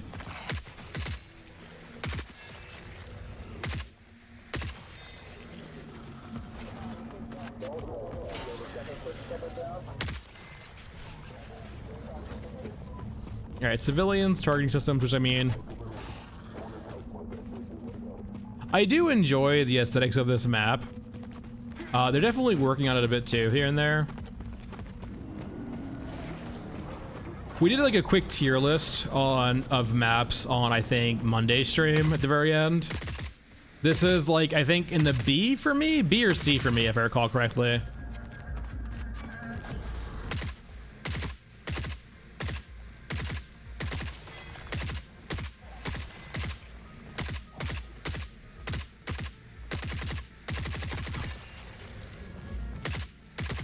Oh, I will say, they definitely fixed the third-person jump. That's actually kind of nice. Or at least I'm not noticing as bad. It's still there. It's not as bad as it was.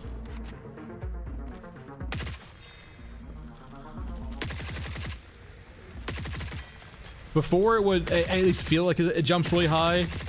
It definitely neutered it a bit, which is nice. But no, like this map, and that's usually the thing that I will say, Thieves, all of their maps are pretty. Whenever I critique a map, right, it's never for the aesthetics.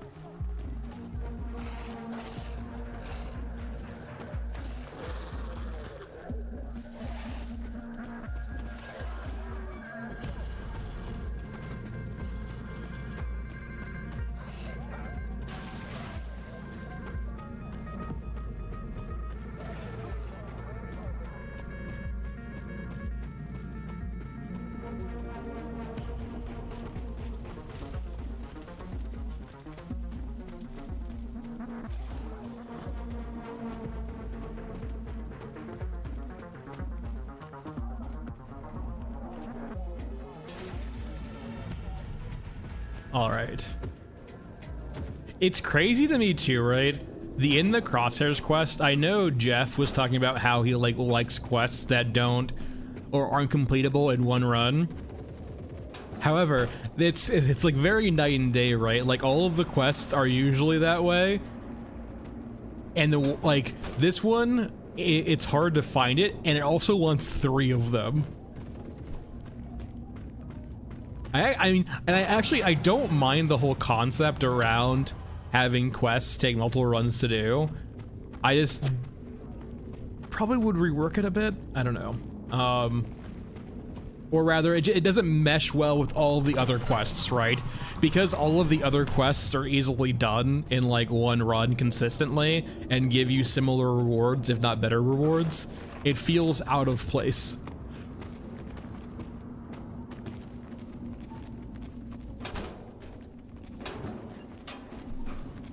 That's a nice container right there. For the most part, it seems, Zombie, that the trench on Mech Trench will either be 1 or 2 water cost, it seems like. So you should, especially if you pick up, like, say, for example, plug pull, you should always come out ahead if you do, like, a rack run on that map. You can probably just experiment, too, actually. Maybe we can, like, save up for a rack this run.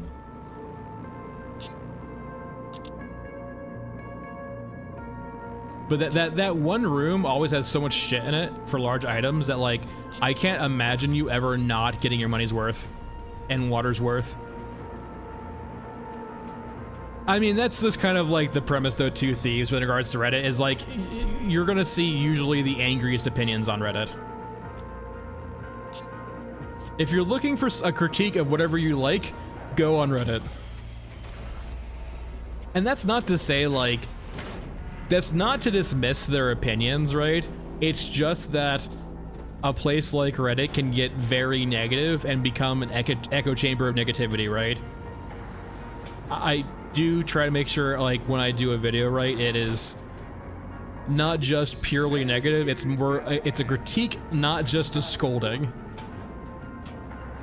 Because it's really it is an annoying too, right? When for example, when I look at comments on videos, right, I can suss out when someone's being, like, genuinely a critique or negative, as opposed to being like a very trolly negative, right? And I usually will sometimes call it the ones who are being purely negative just for negativity's sake. And then I will try to, like, reward the ones with, like, who are actually giving me nuanced or, like, critiques with actual engagement, right? Like, I'll talk to them and be like, hey, like, thanks for the feedback, you know, and I'll give them reasons why I did the way it is and for them to, like, counterpoint, right? I like learning my weaknesses, because naturally, right, you're going to have some degree of blindness to your own weaknesses, right? For example, the narration video I did, right?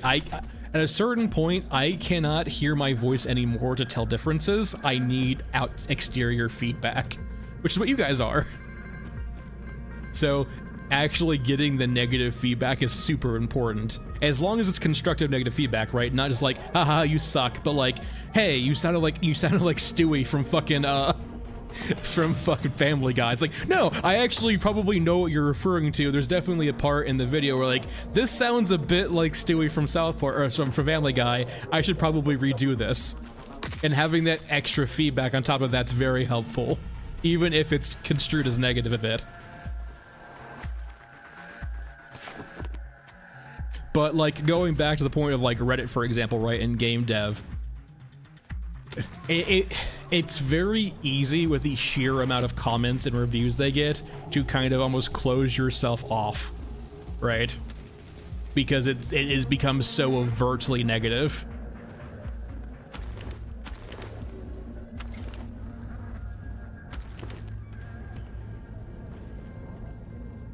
I actually, Zombie, contemplated making the pitch shifter a bit darker, or a bit more, like, essentially deeper. I was concerned that if I went too modulated, it would A, sound too artificial, which might have been better, and B, I didn't want to hide the English behind, and this is not mean that what I'm saying doesn't mean it's right, it's just my thought process at the time, so now I know better now. I didn't want to make it too modulated or too artificially deep because I was concerned that it would hide the English for non-native English speakers. And maybe I should just not have cared about that and been like, I can only accommodate certain people, right?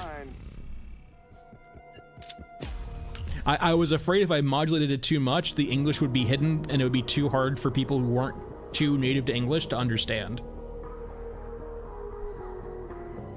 But that was a common critique, though.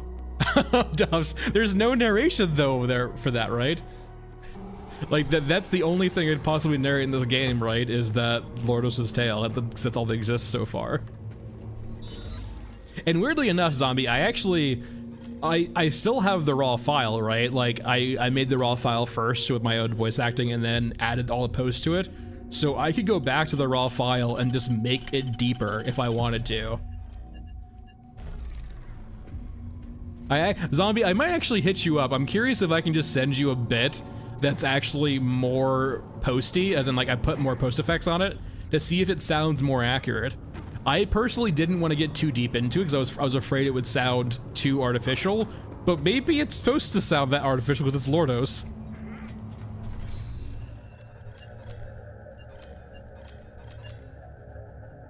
The key concern, right, is I didn't want to overdo it, and so maybe I undercooked it. Which, looking at how I cook, tracks real good. Let's go back to Frozen Swamp. Let's just say, when I'm cooking meat, I have to make sure I give it extra time, because I always know that I have the suspensity to undercook it, because I don't want to burn it. Thanks, Blade, I appreciate it. So, but it's like, all of this tracks so far with my mental picture of myself. There's that hesitation, right? I don't want to overdo it. I like the idea. Thanks, Zombie. I like the idea of the video. Ah. The hidden praise. With a subtle critique. I like the concept. That's exactly what I say too when I don't like something. No, I appreciate it. Like I said, I don't mind negative feedback. As long as it's honest negative feedback with critique, like it's fine. You'll never upset me. I actually really appreciate negative critique. No, Zombie, you're good. Like I said, I love negative critiques as long as they're being earnest.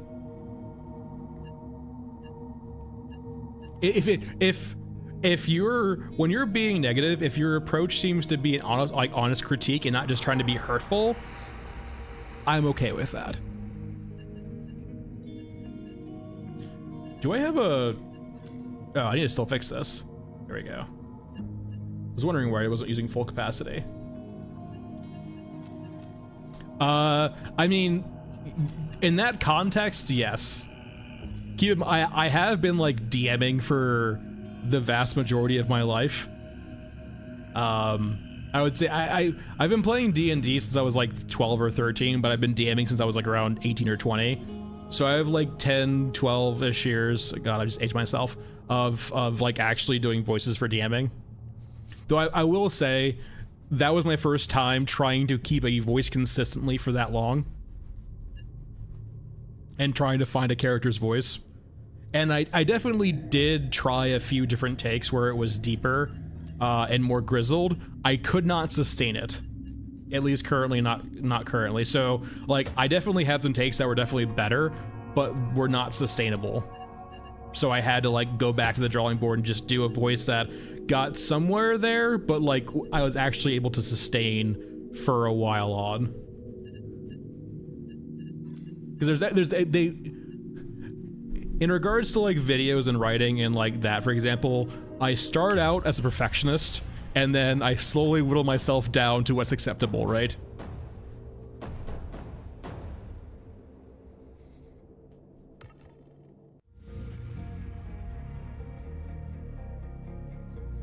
Yeah, like, I get to the certain point, right, Blade, where I could definitely tell certain differences here and there, but, like, it considering me, and I know me, that was consistent enough for now. I hate the surface.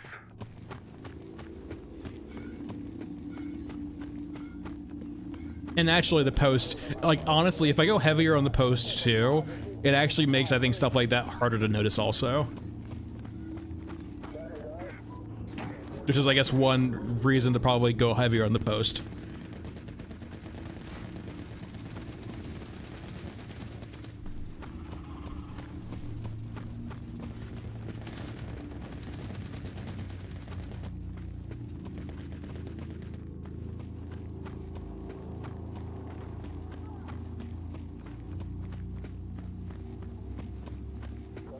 Oh, like it is like the curse of me, zombie, is I love learning new things. But the problem is, right, there's never time to learn that many new things, especially if you like when they have certain barriers to entry or understand, like they take time to uptick. Like I would love to learn things like Blender, but just the amount of sheer time I feel like it would take to get good at it is such a barrier to me.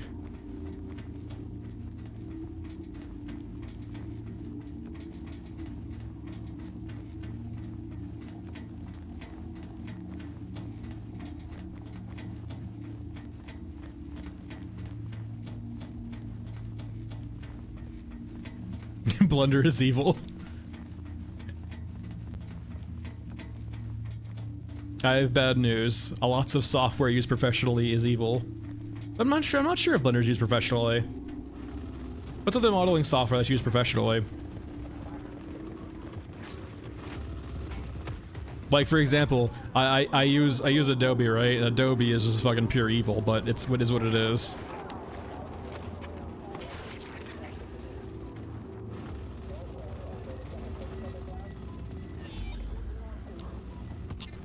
I've never been so a la carted like freaking Adobe does to you.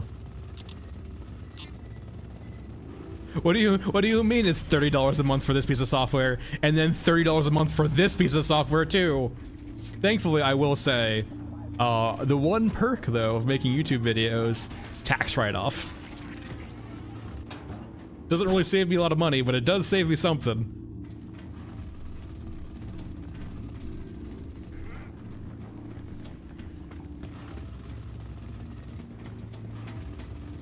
Oh, they talked about mod support though too, right? I think in the latest Q&A, right, Miles kind of alluded to, like he talked, considering all the videos we've heard so far, he actually like talked about mod support, at least when it seemed like a serious connotation, right, or serious tone. So it definitely gives the vibe that eventually they do kind of plan for like sort of an end of life. But that end of life, including mod support, and by end of life, essentially mean like end of development for the game, right? As in, they're gonna go do their own thing, or like, you know, they're moving on to the next project, and so like they give mod support to the game and then they move on.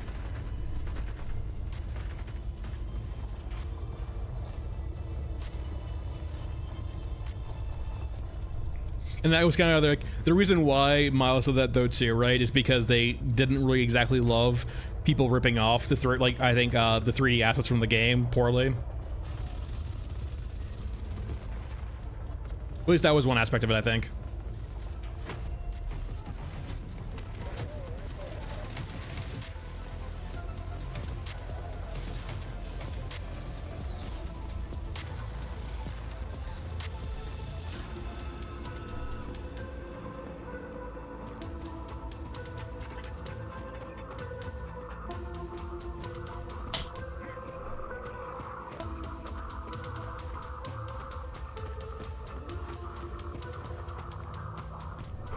All right. This quest got so much easier with the new looting change. Before it was like a nightmare to pick these up sometimes.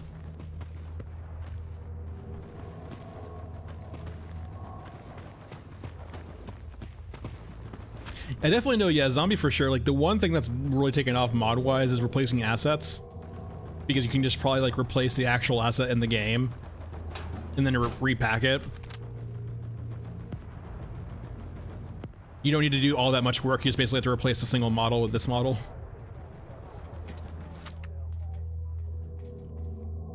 It tried. It tried so hard to pop in. It feels like they spawn and then they get teleported out of like so it seems like their way of stopping things from spawning around you is that they'll still spawn, it will detect that you're nearby, and it will move them.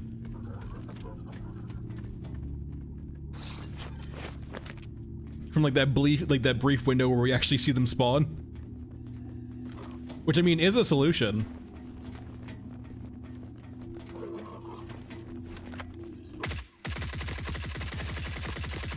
I wonder if they can make them invisible at start, like not visible or rendered on the screen, and then only when they can detect that you're not... What the hell just shit? Did I get headshotted or something? What the fuck? Did it headshot me? Yeah, headshot me, my god. No, but like, so if they can like detect, for example, so like they start out invisible no matter what, and only when they can detect that they've spawned and you're not in visual range do they actually like turn active and visible.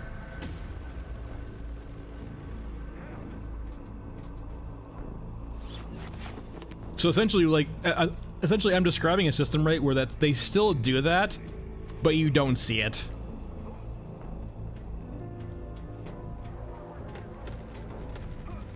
Bad idea? Go ahead, Flip. Tell me why I'm wrong.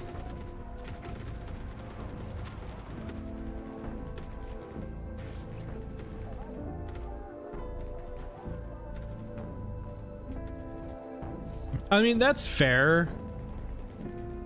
But like, at this, like, you're not wrong. I definitely can see that happening, right? But at the same time, right, like, it seems that their solution too, right, was just having the same mechanic, but just forcing them to spawn in a different area.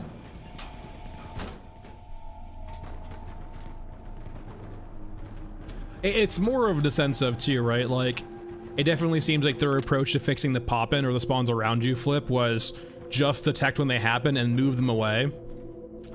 But you, like, for example, right there, we still saw the pop-in. Sure, it didn't have a gameplay effect on us, but it did, like, take us out of the immersion.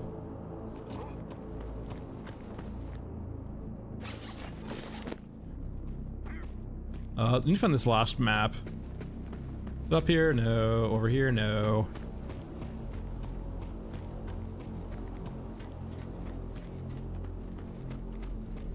So I see your point about invisible enemies, but at the same time, yeah. I would want to see, and like I'm like the reason why I recommended something like that, right? Because it seems like they want to keep the old system and not replace it.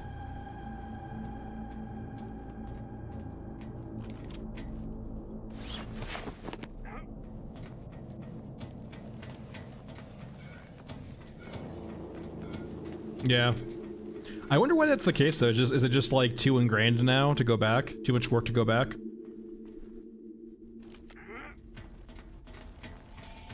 Alright, we got our maps.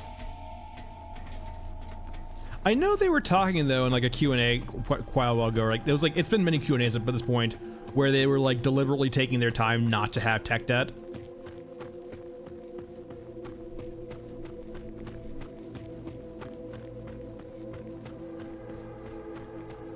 I guess even when you try, it still persists.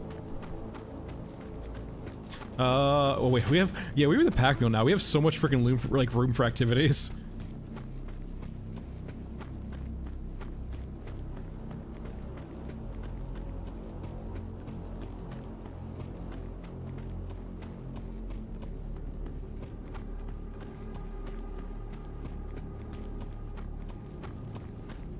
I honestly, thinking about like the insides, excuse me, the insides of those crawlers, right? I think it'd be a cool area though too for like environmental hazards as opposed to just pure enemy hazards. Like you're in like this partially wrecked Titan that probably has a bunch of like hazardous stuff around. I definitely think it would be cool to explore the whole idea of like environmental hazards as opposed to just pure enemy hazards. Are you an officer? Is there an officer around? I don't want to get shot by a grenade launcher.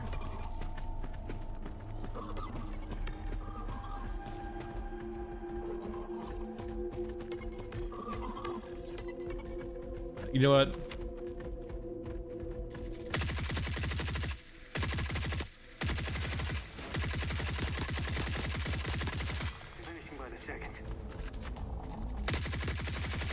As long as you're taking right-hand angles, you're pretty much fine in combat. No idea, Darkstar. We are... The only thing we kind of have an idea about, I think, is that they were talking about 6 months from now, we should be seeing at least, like, the beginning of the endgame loops. But other than that, no, we have no idea.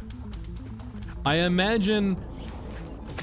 From one of their talks, I feel like forever ago, at least there was the, like, inflection or, like, the thought that we should be seeing new units come this patch. So maybe that got pushed back a patch.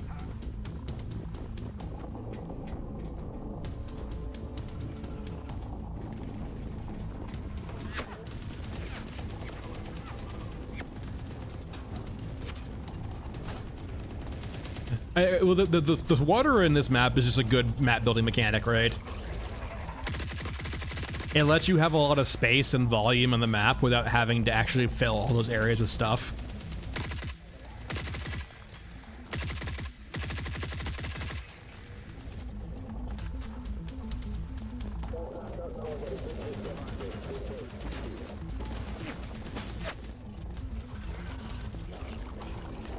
Yep.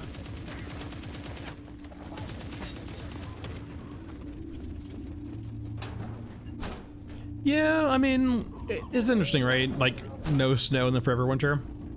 It could be why, too, they want to expand outside the map we currently have. Because, like, right now, they're trying to view things in the context of the city of Los Angeles, and just, like, a map like that might not mentally work right now.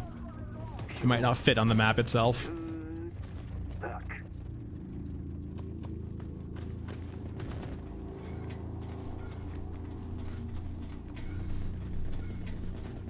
Considering, like, Stairway, right? Definitely gives the vibe off that they're, like, willing to explore a lot of diverse different maps. From at least an aesthetic standpoint.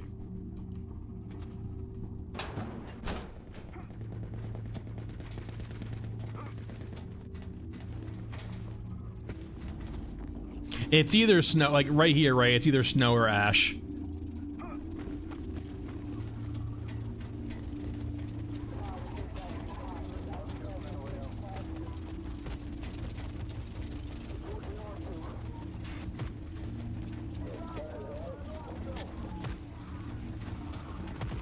Like, we kind of have, like, what we have, like, this white stuff in this map, right? It could be snow, it could be... It's called Frozen Swamp, right? So maybe this is all snow or ice. Or maybe it's ash.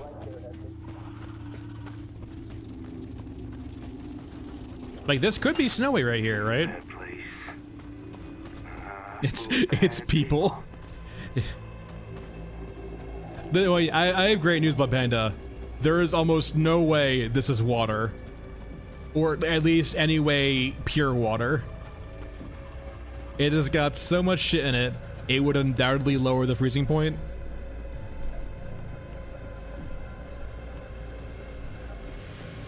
I hope you bastards at home appreciate this. I've noticed this too. It seems like are they doing like outro screens or like splash screens for like certain maps perhaps? It seems whenever you complete a map now, right, you go like this a certain viewpoint.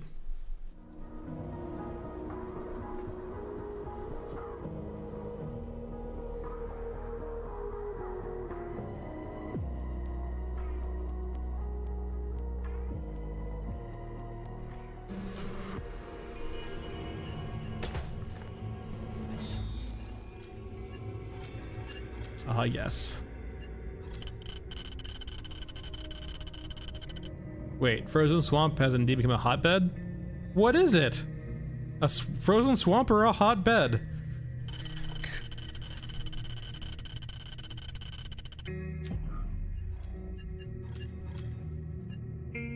I mean, it actually wouldn't, it would make a lot of sense. weirdly enough, if they're trying to like frack the ground for other stuff, to use something that couldn't freeze easily. It might not be pure anti-freeze, but I can definitely see the case for like why it would have anti-freeze properties in it. If they're trying to use it for fracking.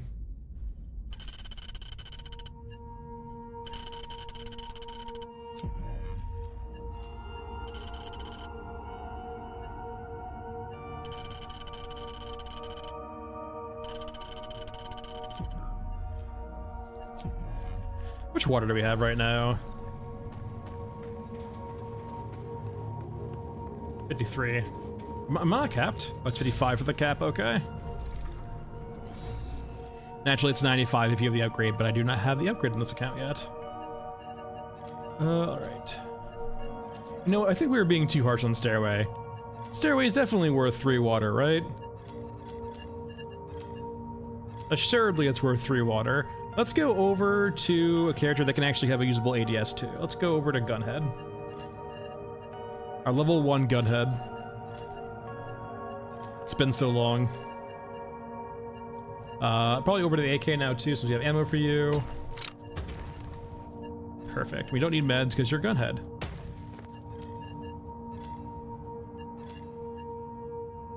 Wait, hold on here. I don't know. I don't know why I didn't see this earlier. Why does Gunhead need water to go to a map?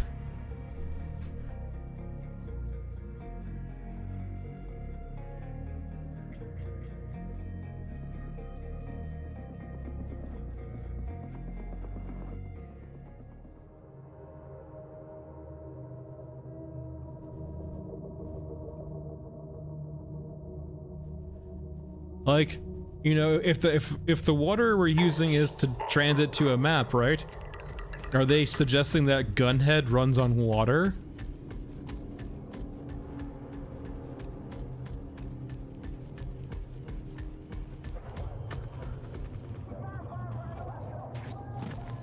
Maybe are there some gates keep scavs keeping us out of maps, perhaps? A toll? A troll toll?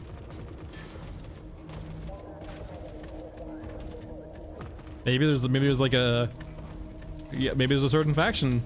Well, it's like there are certain maps, right, where like you have to pay a faction to use. I can see that being the case. There are certain spawns that you do have to have higher rep per factions to get in. Not all of them, but perhaps the last one you are paying scavs for, right? Maybe the last one is a scav tax.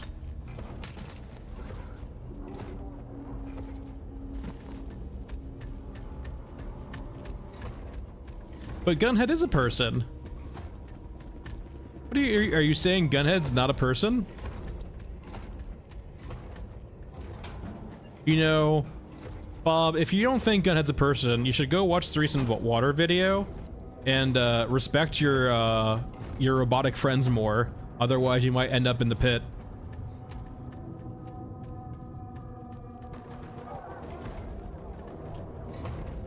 You might become the rock down the hole.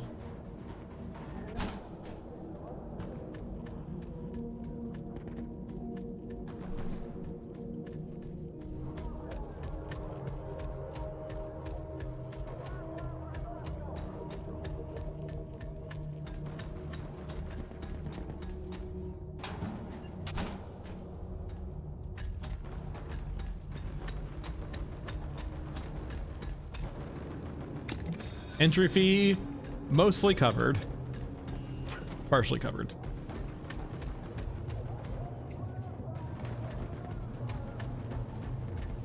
Very weird, just standing there, menacingly. Well, considering there's a bunch of bodies now at the bottom of the pit, should, you know, your fall should be cushioned, you know? Fall down, just land into a pile of dead bodies. That, or better idea yet, what if at the very bottom of the pit there's water, but the water is shark infested? And so you're being fed to the sharks. Or maybe zombies, cyborg sharks. With laser beams on their head.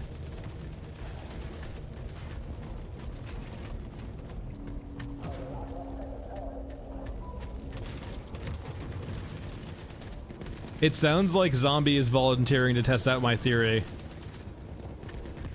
of if bodies and bones will cushion your fall that much.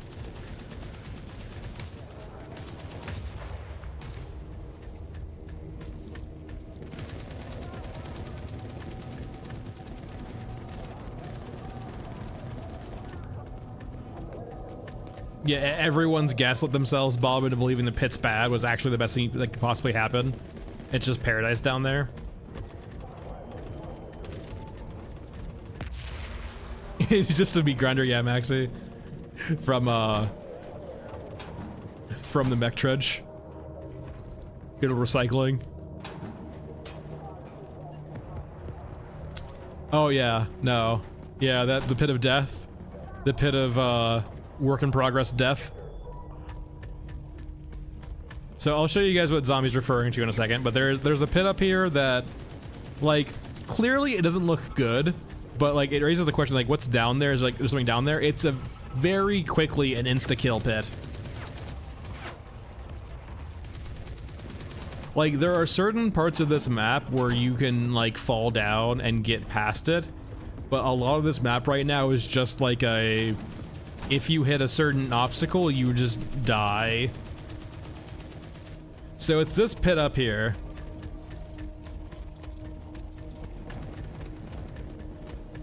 I don't have a flashlight on right now, so I can't really show you guys too well, but this pit right here, it's clearly, like, I don't think all the way done yet, because it's clearly got some issues if you look at the side here.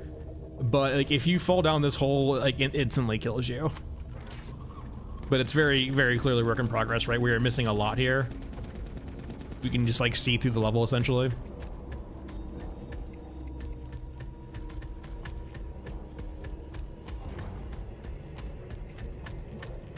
Ooh, a brawler. And a medium mech.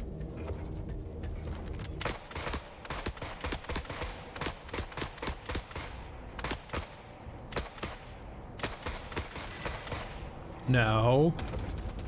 Stop ruining the fun, medium mech.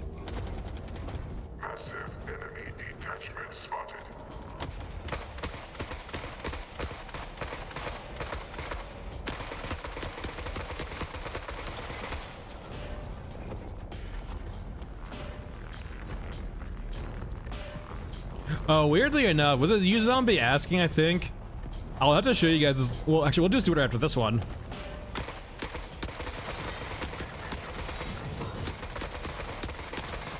I have something to show you, Zombie. I think you asked us in Discord like maybe a couple days ago. So funnily enough, actually, I think it was like 2 or 3 streams ago, if you pneumatic jump over here and fall down, there's actually not a kill trigger there yet, and so you can just hit the floor of the map and not die and go exploring. There's not really much to explore at all, but like it is interesting to look at. The void. Well, Duff, it is in progress, right? They are giving us maps that are very clearly in progress. No, like, it's definitely a map, Duffs, where, like, it's... What's it called? It's very... A lot of the maps kind of are more aesthetic focused, it seems like.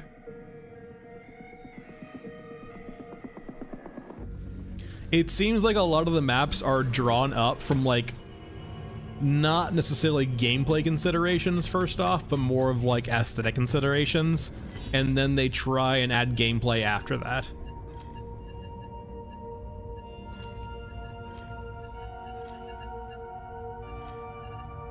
Like, the nice thing about the injector site is it seems like conceptually for Frozen Swamp, their main idea was like the injector site, the fracking, and they built the map around the injector site. Yeah, Warhammer, that's perfectly fair, right? It just...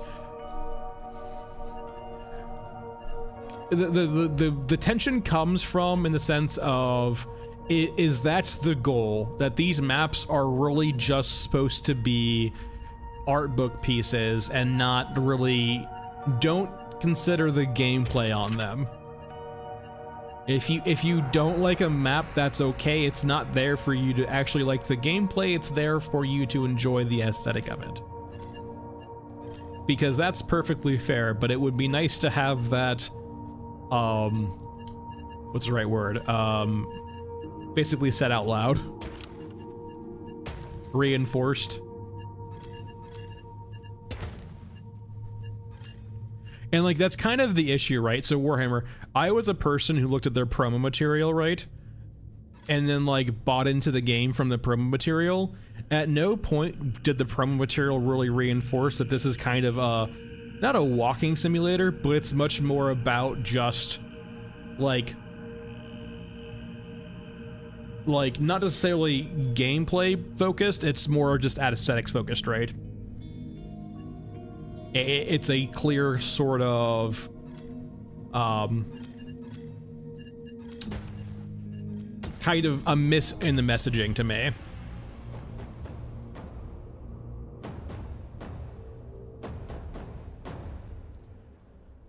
My main counterpoint to that Warhammer is that so many of the maps, once you play them once, you have played it every time. Both Cemetery, I do not mind the concept of a horror map in a game like this. I mind that it plays the same every time. And so Cemetery and this map now both have that issue, right? Where there is not a lot of variation in how you approach the map and how the map plays. Hey, Nightcall.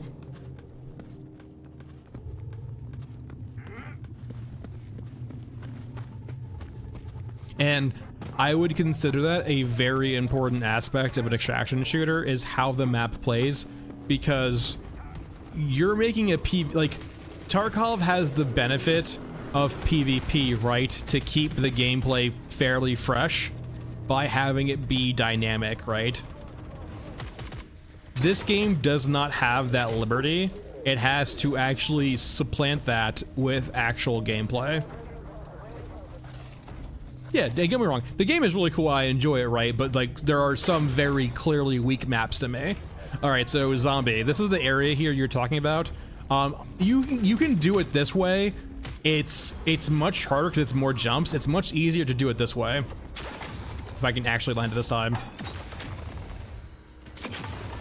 It's much easier to get up this way, and you can get up to the higher staircase. Now, you're not supposed to really be up here because you can see here there's like literally like a wall here, and if we go forward, we can just walk forward and go through it. And so there's really not much up here. You can get some cool shots though, I will say, from like a first person's perspective, but you're not supposed to be up here. Now, I tried my darndest to get on top of this. I couldn't find a reliable way. Most stuff up here is not real. And by not real, I mean not real.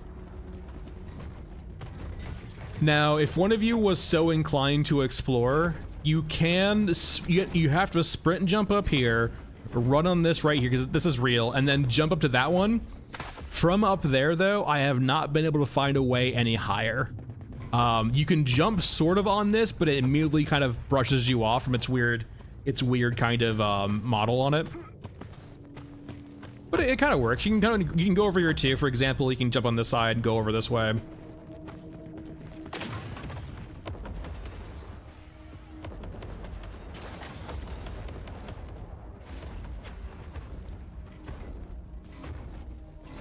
You can come up to here. And once again, though, like, this is not real over here. You can explore a little bit, look around, enjoy the little ambiance here, look outside the map.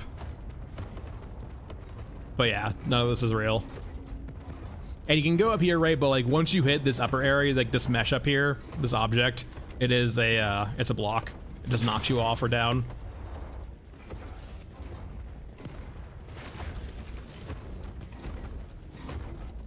But yeah, no, that's this little upper area up here. It's definitely probably a sniping spot if you wanted to come up here, but that's really about it. It's a good sniping spot too, right? Because nothing can actually push you up here, so if you wanted to come here and murder things, you can. Sure. Really not much has changed about it. The integral suppression does not work. It does have improved damage now, so it will like essentially one-shot or two-shot headshot most things. The lack of silencer is still damning.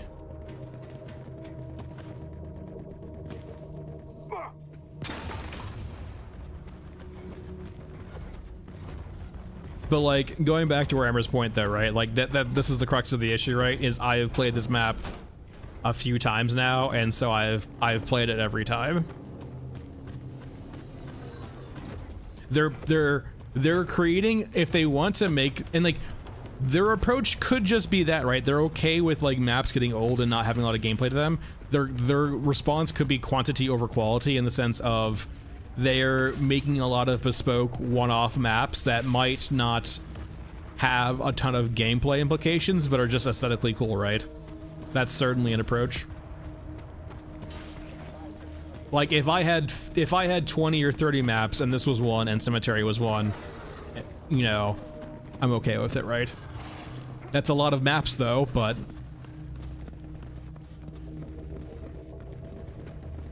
like, yeah, these rooms over here, I guess I'll, you know, for example, these little side rooms here, for example, are just like little one-off rooms. There's not much there. It's usually just a small little area with like a container occasionally.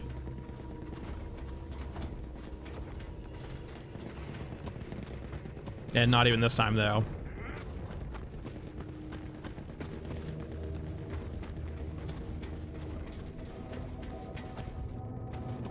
So RC law, right? The way the water system works, right? The new one, essentially every map's entry points has a varying cost that changes daily, and it consumes X amount of water, or costs rather X amount of water.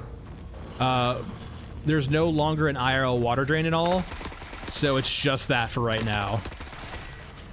So say, for example, to come into this map, it costs us 3 water. Which we are certainly not getting our money's worth out of right now. Yeah, I kind of would prefer water being a resource over a currency, but this is still an improvement over the prior system, right? But like for example, right? I came from all the way down here to up here, and like there was no really, like, I could go up this side of the staircase, up this side of the staircase, like or that one or that one. There's not really any change in how I ever approach the map. I derive enjoyment in gameplay from making choices that impact the game itself, right? There doesn't feel like a choice on this map. It just feels like up or down the staircase. And that's chosen when you enter the map.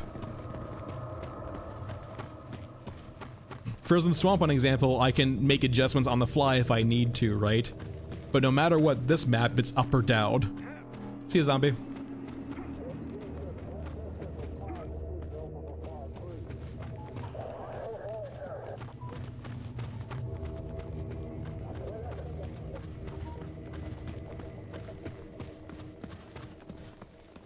And like, and that's to say too, right? It's okay if they just want to make a strictly combat voyeurism game. I would say it was a marketing miss then, and that was not very much easily, that was not well conveyed to me at all. There are plenty of games where I can accept it's not for me and move on. I will say though, I would, if that is the case for this game, I would have felt a bit misled by the marketing. That what they wanted to do with the game did not line up exactly with how they marketed the game. Which I will say does ring home with some EA games, right? That does happen quite a bit.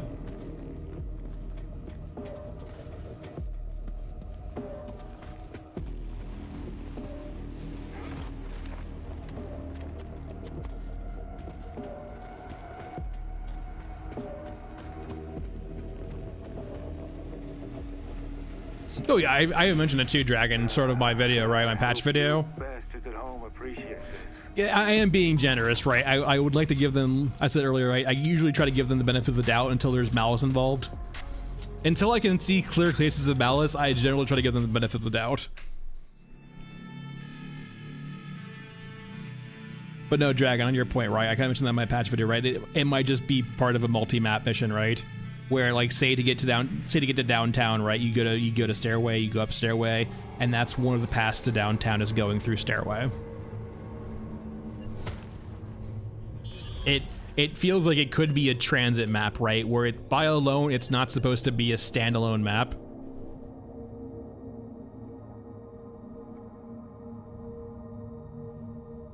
Warhammer, I'm gonna tell you, like, have you seen the quests, man?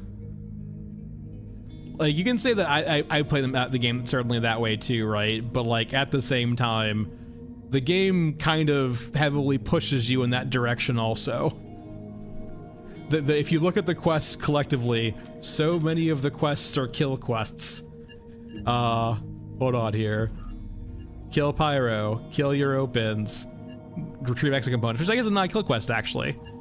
But like a lot of the quests kind of push you toward the, you know, kill units part of the game.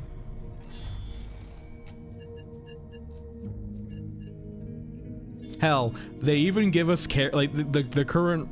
Now, naturally, this is not, I would say, this is probably me being pretty unfair.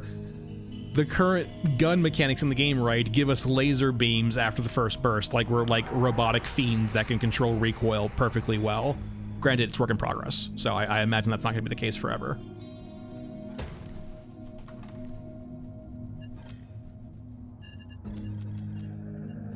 And keep in mind, Warhammer, I do conceptually really like the game, right? Like, this is me just being, like, I am just pointing out flaws in the game, and, like, I'm not even pointing out flaws, I'm pointing out misalignments more than that, right? Things that just feel like they are a bit opposed to each other, right?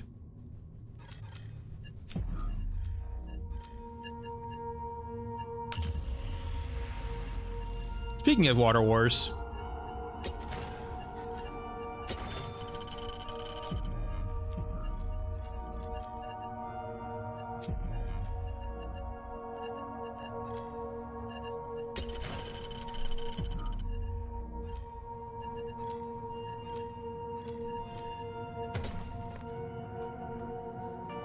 that should be good. No, we'll bring a bit more ammo, I think. This is only 545 too. And that works. Man, 9 water for an injection well is rough.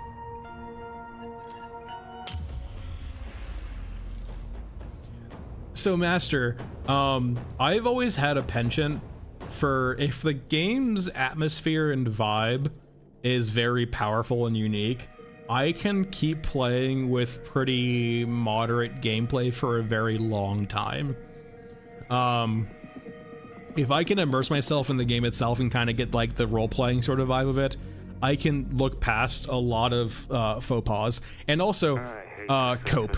Cope can keep me going for a very long time in the sense of thinking of the potential future, right? Of like, I know this game is early access. I can see where the developers are going, or I can think where the developers are going. I can see the potential. That will usually keep me going for a long time too. Is thinking of the possibilities. Now, I have had issues in the past, right, as the window of early access closes and the possibilities dwindle, my hope dwindles. And so that mainstay, that part of my staying habit, right, definitely weakens later on, depending on like how the game turns out, as it approaches essentially launch, if you will. Because at that point, though, I will say, right now, there's a facade over the game, right? What the game will eventually be. And as we progress through the game and we get closer to the end of early access, that facade is slowly lifted, right? And so we end up seeing what the true game will be, right?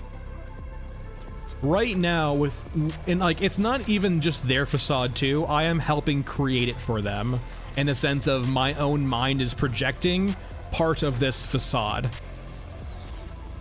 But as we get closer to early access release, right, or like the early access to end, right, the facade lifts on both their end and my own. So my own projections on what this game will be, and then their own marketing on what this game will be, will slowly go away, and we have what lies underneath. And how accurate that underneath portrait is, the facade, we'll have to see. And I have definitely been burned before, right, where maybe from my own issues, right, where I make up too much of a facade for the game, right, that when this is eventually removed, I don't like what I see underneath.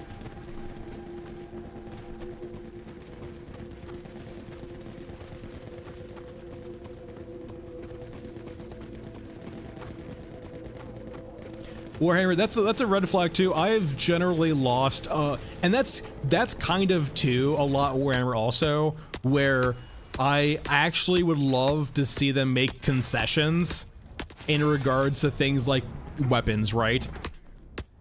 They give the vibe of having very clear bandwidth issues, and I am of the firm opinion, less is more. I would rather have fewer well-done things than a bunch of half-baked things. Yeah, Lewis, welcome to the emojis. You have the green. I think you might have got gifted. Someone gifted 10 subs last stream. Yeah. So enjoy your emoji. There's thing 4 right now. I might be able to do more though soon. There's only 4 at the start. I need to have actually more members before I can do more. And there's grabber. I think there's the dog. There's mother. I think there's mom's in there too. And then there's the face, the old man face. I think doing like what?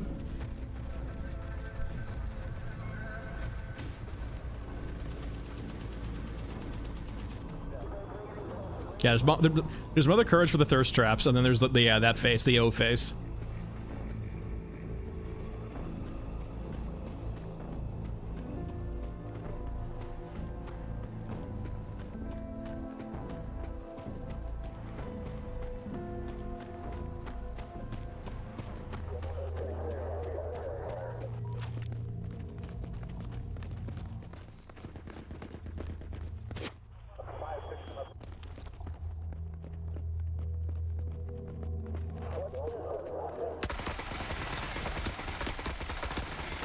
I didn't want to do that, you made me do that.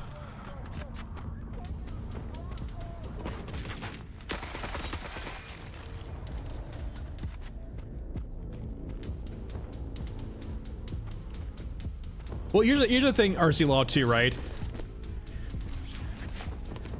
Alright, this is coming from I'm not a PM. I have functioned as a PM before in some aspects for software. I'm not literally a PM though. I try to be like the voice of reason in some regards, because I always try to make sure what we say we can deliver on time, because nothing will hurt you more than over-promising. And so I'll tie it into what your point says with this. Like, I would much rather them go with the approach that less is more and more polish, and I would prefer a well-done medium quality difficulty game as opposed to a bunch of difficulties that are half-baked. I'm essentially saying you shouldn't try and accommodate the difficulty of a game to a player like me, who my main hobby has always been playing games. I've loved playing games since I was young. I have sunk in way too many hours into video games because it is like gaming, just gaming in general too, not even just video games, just gaming in general is my main hobby, like board games, D&D, video games, all of it, right? Degenerate gamer. You should not accommodate or try to accommodate a player like me. It is a mistake. I expect, like, it's different in a PvP game, but in a PvE game, I will find a way to break your AI. I will find a way to exploit your AI. I will find the cracks in the facade. I will win whatever way necessary. outside of cheating, right? That's being game. And so trying to accommodate for me is going to make the game miserable for casual players. So you should never try that. And so on that point, right, make a game that feels difficult to yourselves and then go from there. And maybe you can like fine tune it too to like the average player if you have ways of like, you know, getting data into your systems. Do it that, fine tune it that way. Maybe go up overall sentiment. Or just make it, and here's the thing too, right? You can make your game difficult off the rip and people will learn. That's always an aspect too.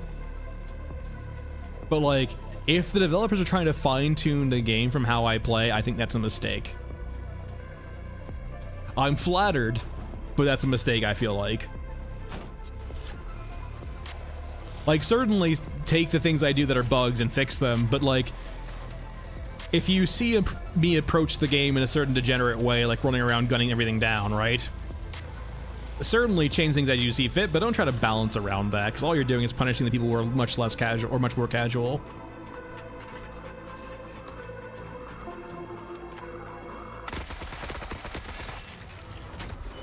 It's kind of like, it's always kind of this issue, sort of, right, in regards to it feels... The messaging is misaligned, right, or inconsistent. You have this game that's for like casual people who want an offline game. Maybe it's supposed to, like, and even too, right, if it's supposed to be like a casual hardcore game, right, where it's supposed to be very hard in game, but like very casual oriented and more meta systems, like the whole war system before that, like that just felt opposed to that.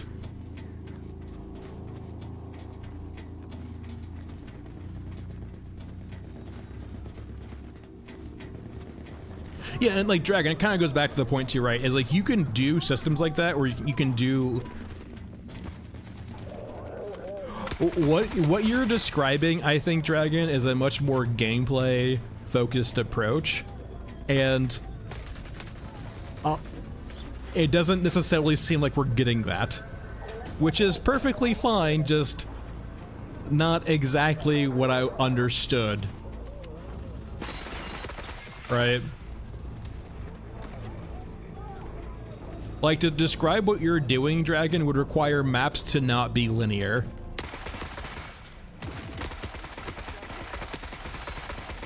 And perhaps you could do it in a more meta way, right? Where, like, say, for example, there's 3 different ways to get to downtown. Stairway could only be one of them, but it has its own, like, risk versus reward, right?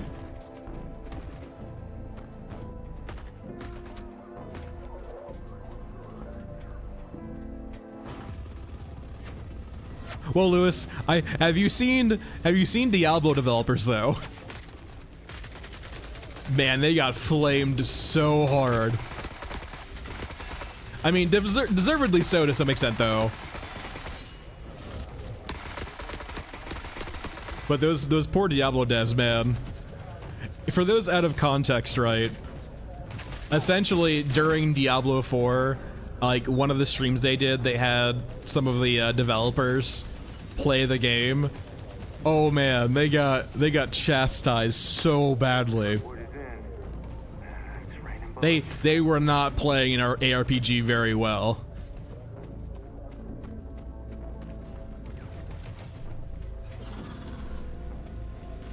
It's sort of like, for example, we'll go back a couple months, right, where you saw like Elon's account versus Elon playing. And Elon playing was like, how are you like number 20 or like top 20 in the world?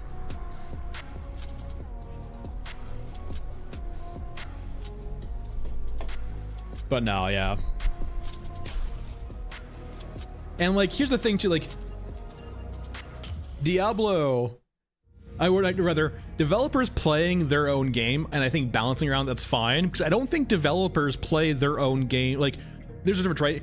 Like, mechanical difficulty is different from knowledge difficulty, right? Naturally, if it's about knowledge difficulty, the developers are going to be very good at their game because they have the knowledge of how their game works, right? But if it's mechanical difficulty, right, it does rely on, you know, more time than like understanding the knowledge of the game, right? Like, I usually don't see very many mechanically skilled game developers because they're not usually degenerate gamers. They're usually busy doing their job and making games, not no-lifing games like we do, or at least I do.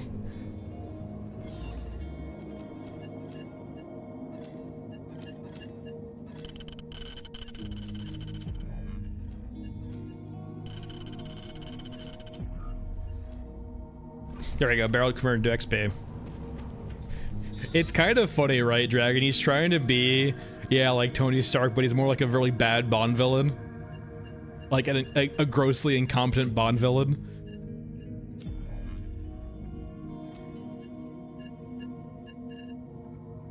Okay, what map have we not? We haven't run Scrapyard today. We ran Cemetery once, we ran Scorched Enclave once, yeah, I think it's definitely time for a Scrapyard.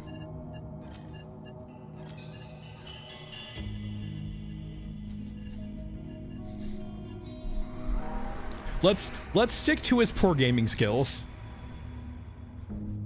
Cause oh my god. And here's the weird thing too, right? I actually think people would respect him a lot more if he said he just played a game but was like okay at it. Like, you don't need to, like, people respect the fact that you have a hobby and you enjoy it and you're decent at it, as opposed to faking the fuck that you're, like, you know, really good at it, right? When someone tells me, you know, they play CS, right? I was like, hey, that's cool, I played CS, let's talk about it. When they tell me, like, I'm top 100 in the world in CS, like, wait, what? I've never heard of you before, what? It, like, raises questions, right? It makes me, it comes off as them lying immediately as opposed to being relatable, right? It feels weird because it's like, if you just said, yeah, I play Path of Exile too. I'm not very good, but I play it. It would come off as relatable to a lot of people because a lot of people play video games like, you know, standard deviation, right? A lot of people are going to be in the middle of the standard deviation and around there, right? It's okay to be normal in something that you treat as a hobby. There's nothing wrong with that.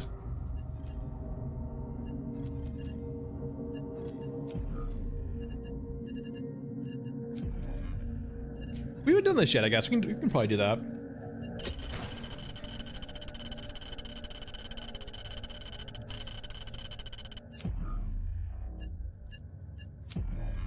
Yeah, well, it's also, it's that finer too, but he misinterprets what would get him that, it feels like. Oh yes, just based Gabe.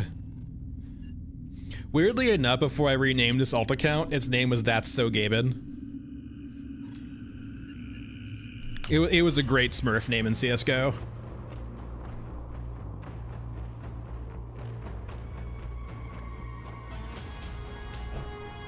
And before anyone yells at me for smurfing, it wasn't smurfing to stomp on silvers, it was smurfing to not have my normal account get recognized. Because my name was at one point was well known enough in CSGO where like I couldn't really play like a casual game of CSGO without the potential for someone noticing me. And sometimes you just want to play a game and chill. And my normal name didn't allow that to happen.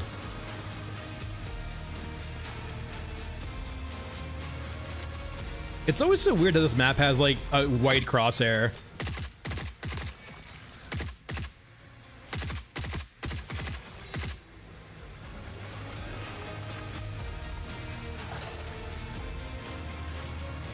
Weirdly enough, Lewis, my world actually got elements of post-apoc. Hold on. Hold on. Hold on. Yeah, we're good. Hold on. No, go away, Victor. I'm not gonna buy viewers from you.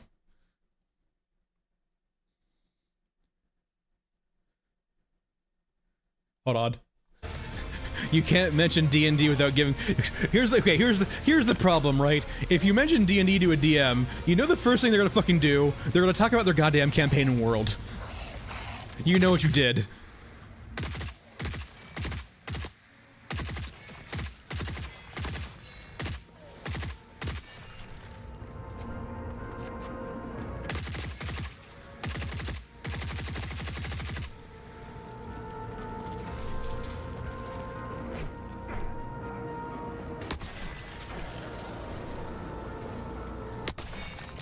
Hold on, murdering.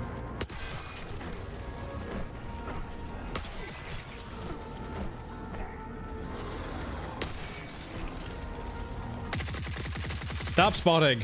I'm trying to do D&D stuff.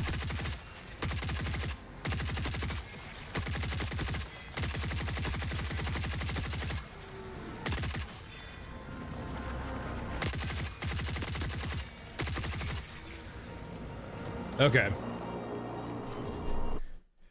So this is my Legend Keeper. If you're familiar with like tracking software for like campaigns, this is one of them. I prefer it. It's much more custom in regards to like World Anvil. So essentially you have to make your own templates as opposed to let's see here. Like you have to make your own templates and so on and so forth. As opposed to like getting templates from say World Anvil. So it's much more customizable, but it requires more work on your side. This is the world. I won't stay here for too long. Just want to give I have elements of like post-apoc, or in the sense of like there's a lot of different areas in the map, and like considering all the map over here is post-apoc too, where there's a lot of like rundown or destroyed civilizations from different reasons. So for example, over here you have the Empyreans, and the Empyreans are sort of, they're a kind of a conglomeration of sophisticated like goblinoids. Granted, they were once a high race in their start. They had like a lot of technology, and they broken down and got destroyed for whatever reason. Sort of like Dwemer vibes from Oblivion or Skyrim, Dwemer. But like they've been scattered over here to the Blasted Barrens. They basically live nomadically now, and a lot of their kind of background goes into kind of scavenging their old stuff, reworking their old stuff, fixing their old stuff, and like they have access to a bunch of kind of bespoke magical items they can't get otherwise, and they are usually the only ones who know how to repair them innately. It's very hard for tech to get outside of here. So for example, I don't really have guns in my setting, but the people that get closest thing to guns are going to be the Empyreans. Then you have over up here, Aurelia in the Ashlands. These are where the Ether Gnomes lived. Some cataclysmic event happened to the Ether Gnomes, and basically they lived this paradoxical life, half in the Ether, half in the real world. And then you have over here, the far side, the Mistlands. The Mistlands essentially are informatic. Hold on. Someone asked me about D&D. I'm sorry. We'll get back to it in a second. We're still there. We're sorry. I'll talk about the Mistlands now. The Mistlands is essentially an area of the map that had its own cataclysmic event where it's essentially shrouded in mist. And essentially it's like a high level area, right, where I can send the players off to go do a lot of different tasks and like make very bespoke, like short single shot campaigns there and there.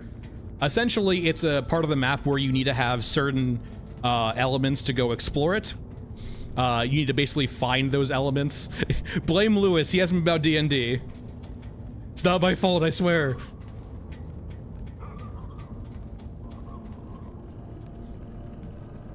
When you ask a DM about his campaign, this is what happens.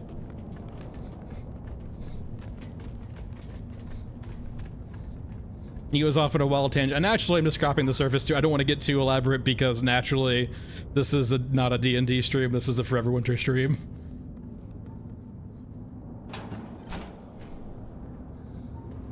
But no, I have like my home brewery too, of like all this custom stuff. There's like, I think I have like 4 or 5 sub races at this point, and like 3 or 4 regular races at this point. Dragon, unfortunately, there's a few things, like, so my players aren't really that type of player for D&D. Bless their hearts, I love them, but they're not that type of player.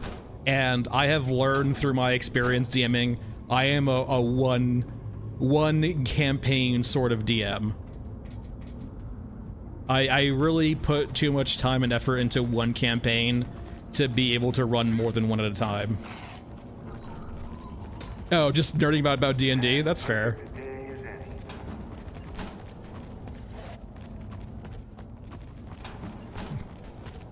I'm not sure what kind of traction it would get, to be honest. There's definitely an area, like there's definitely a niche for D&D. I will say it is a very saturated environment.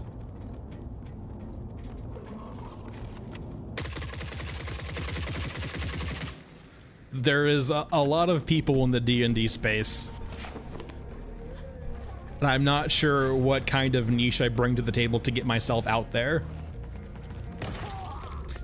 Okay, so that was a brawler I ignored. I just got slapped in the side of the face. I should have probably figured they were aggroed, but was my gun silenced? I wonder. They might have heard me. I thought it was. I was definitely using a silenced gun for sure. So maybe just me fighting that first squad got their attention. Their proximity. Warhammer, very fair. He's off topic such talking about D&D. Kill him. Very fair.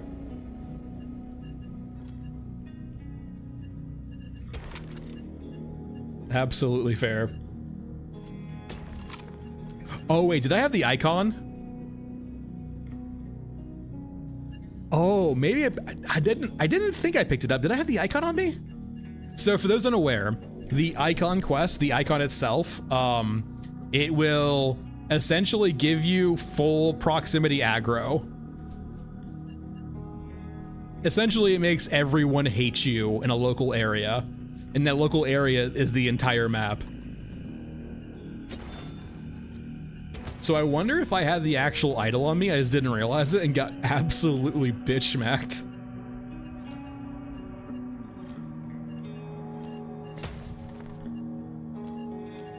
Unfortunately now, you used to be able to repeat this quest. You also used to be able to duplicate the icon and bring it around with you.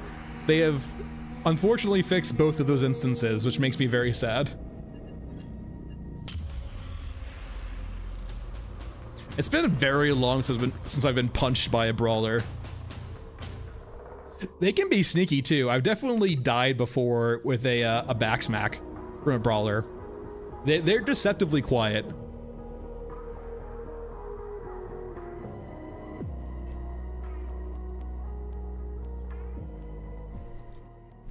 I think the explosives one now finder works as long as you have it in your inventory, you can complete the quest now. You don't have to go find it in raid anymore. Oh, they're currently in the abyss, or at least my version of the abyss, and they're in their own hell right now. They're in their own creepy hell. I mean, technically speaking, they're in the abyss. They're literally in hell.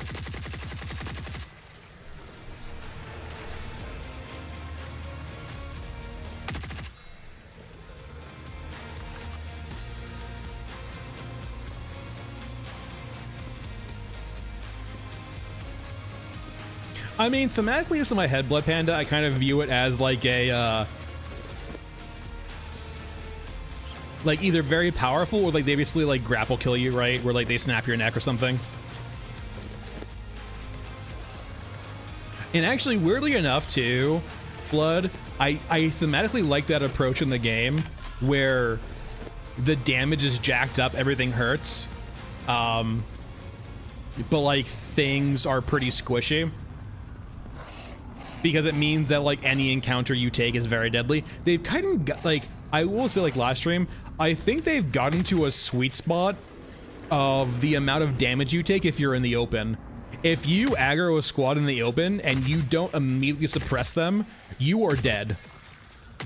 And I think that's a fair. Every single patch they have tuned up the damage on enemies and accuracy. I do not think they should do it anymore. I think we are at a good spot now where if you make a mental misstep, you will get obliterated.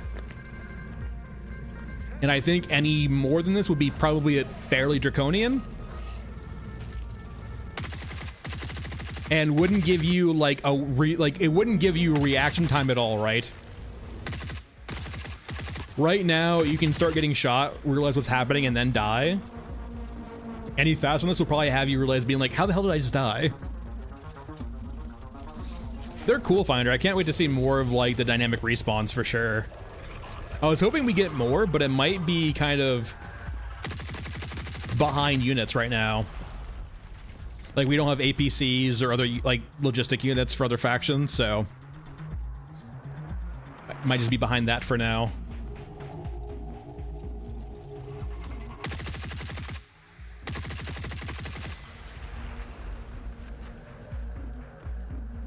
I still find it kind of weird too how they occasionally crawl out of the ground, the crawlers do.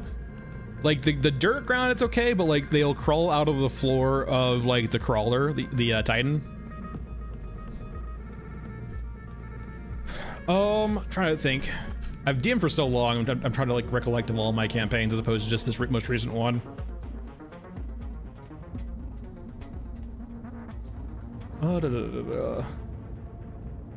What's the craziest thing my players have done?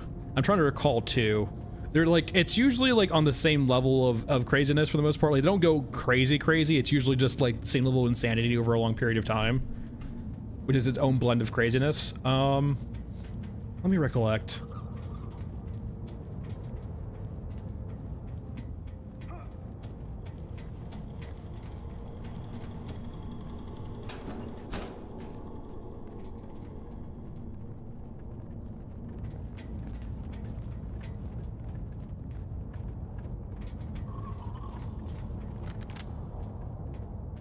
Huh. I'm trying to think too of like something that's actually crazy and not just cool, but maybe cool will just suffice too.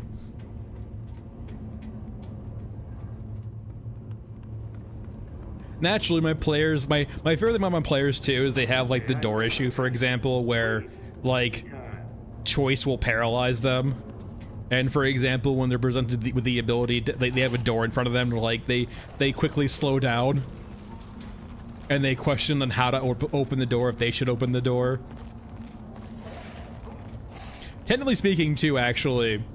All right, so most recent story, right, is the players are in this they're on the second floor of this dungeon, right? And they're on this floor with a bunch of demons, which is how they get to the abyss later. And so I haven't punished them with the door opening in a while. And so the combat's going pretty wrong. And an alkalith has one of the party members basically stun locked. And the rogue is like running around trying to find something to help. And they're like, they find this locked door on the other side and they're like, well, it's a dire circumstance, right? You promise nothing on this other side of the door will kill me, right? Or sorry, the wording they use is like, you promise this door won't kill me, right? I was like, yeah, the door won't kill you. And so they open the door and they aggro another dungeon room worth of enemies. Which actually doesn't end up with them TPKing, it just ends up with one of the party members dying and them escaping to the abyss in quotation marks. But it was, I always love wordplay like that. And like one of the players called me out too immediately on it. It's like he said the door wouldn't kill you. I was like, yeah, he's right. I did say the door wouldn't kill you. And they were just like, good enough.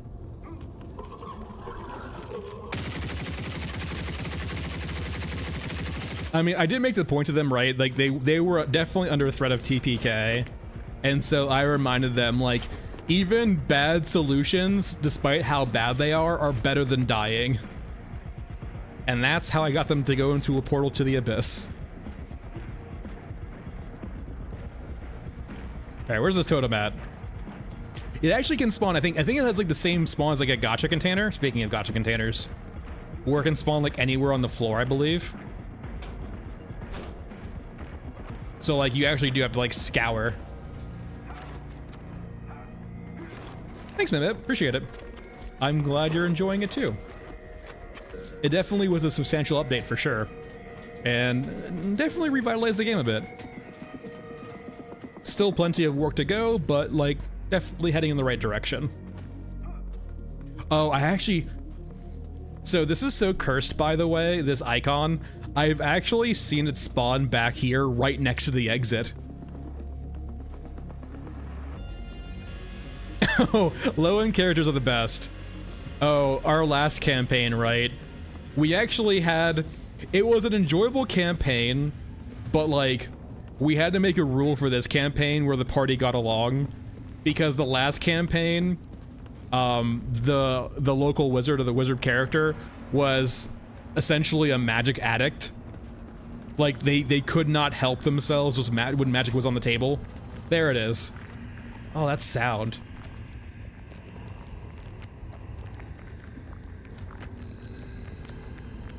Hold on.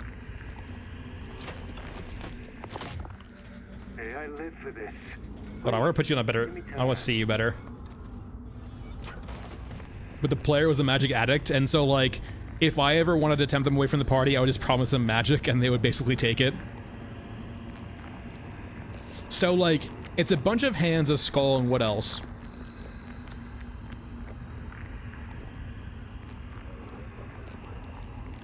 It looks like it has a backpack, like it's part backpack, actually. It looks like a... You know what it looks like?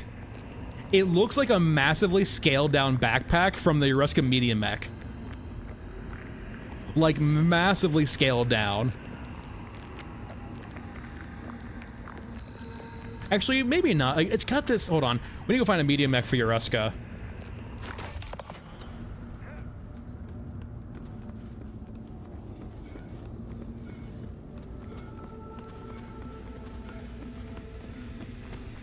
It looks like canisters too, but it looks like outside the hands it does connect.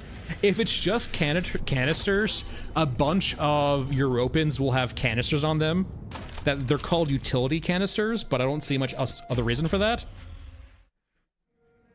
But it reminds me heavily of the vibes of the Eruskan backpack so for medium mechs. We'll go over to Mesa and see if we can't find one.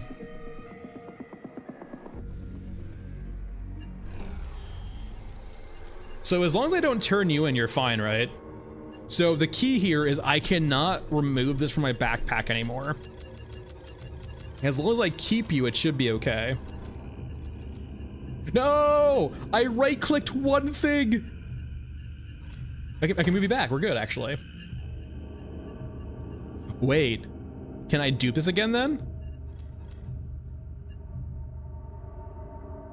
Can I dupe this, actually? Hold on. We're going back to, actually, bigger thing here.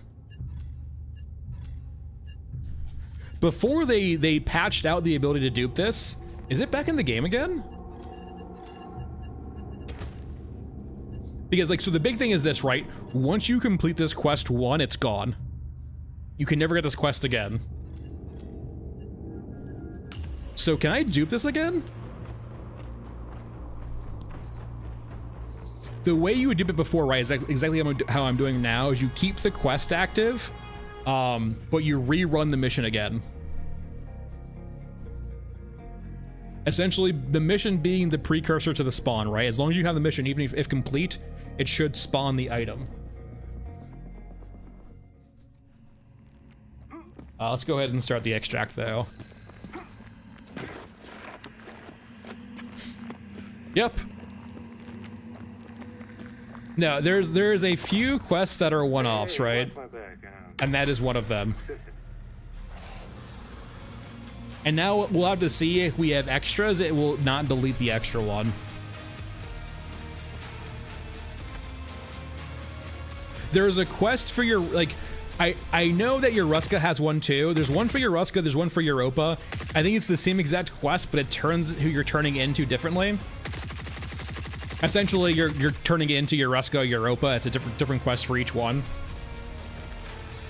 And I'm pretty sure once you do it once, you can't get it again, but maybe you can get it for each faction.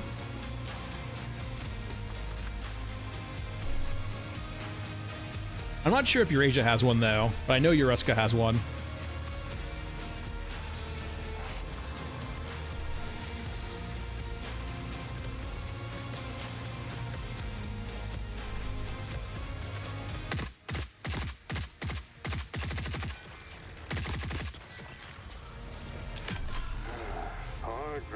Oh, is there a patch, Lewis? I know they said they fixed it before, though, but it was still broken. Like, we're still having issues, like, hopping to the left. Was there another patch or something to fix it, or...?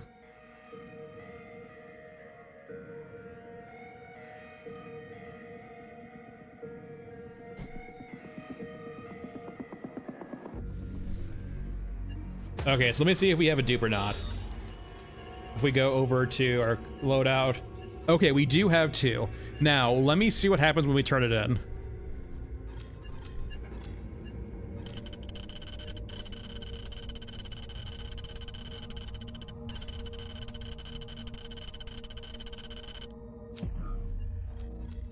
Yep, I still have one. So the only way you can do this now is on a fresh account. We're not going to use this now, but this can actually be used for farming certain areas. So what it does, right, is anything nearby you, it will attract as basically aggro, right? So it's dangerous, but can be useful for like training mobs into a certain kill area. But what I really want to see is I want to see if the backpack that we saw on this actually matches up with the Ureska backpack for the medium, which I'm pretty sure is the case. And in the meanwhile, too, we'll do some sniping, I guess, on Ashen Mesa.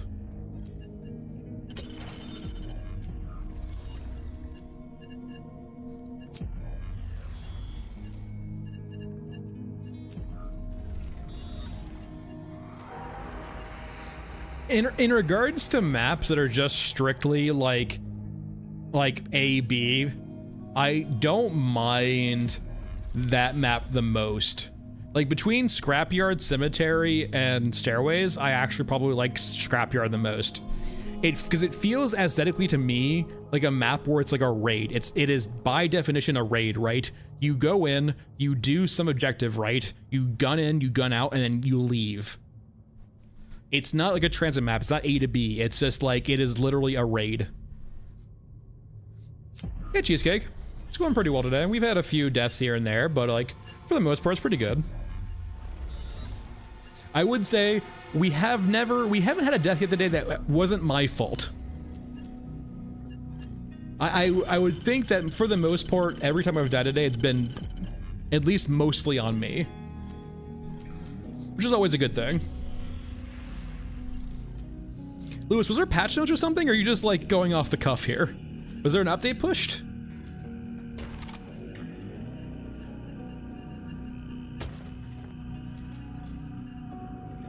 Alright, we're good there.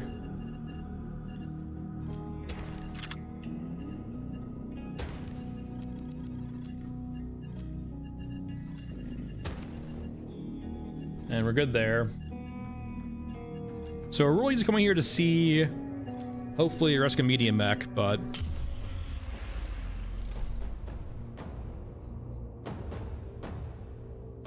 Oh, a few days ago? Yeah. I would say, Lewis, the hotfix on Monday, right? Not everything they say was fixed was fixed. For example, Maskman still has plenty of issues ADSing.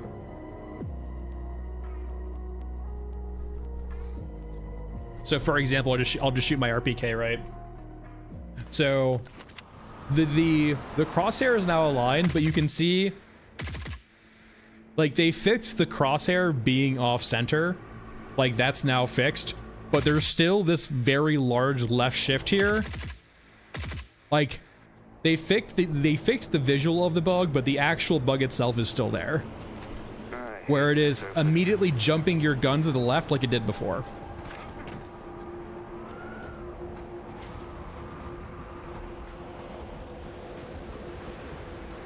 I didn't bring a jump. Oh well. We can do the manual way up there.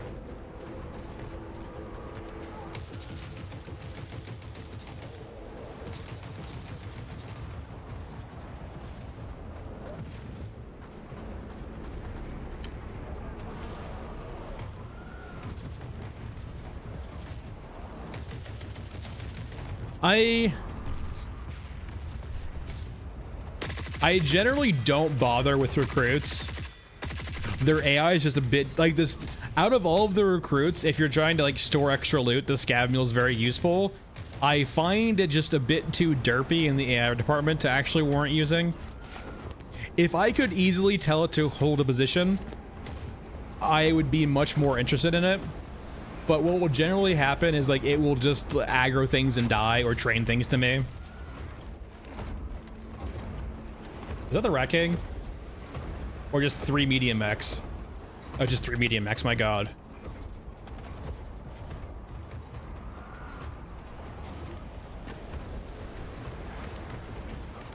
Yep. There we go. So much easier with a Matic jump, but it still works. And I don't think we have any Ruska medium mechs here today. We'll find one eventually. I need to go find our little friend. All right, Goldbrick, are you over here? Did he die? Usually the only thing that spawns up there is Goldbrick, so something killed him. And they're both dead? Why are they both? What killed both of them? That's gonna hurt. Like, the medium mechs are like, so Goldbrick is your Ruskin, if I recall correctly, so like the medium mechs would kill him, but no, but like, so that's a Goldbrick spawn. He only spawns there, right? Like, no, the unit can spawn there, so he's dead. And then in this room over here, that's where the sniper spawns, and he's dead. I want to shoot them. Why are they dead?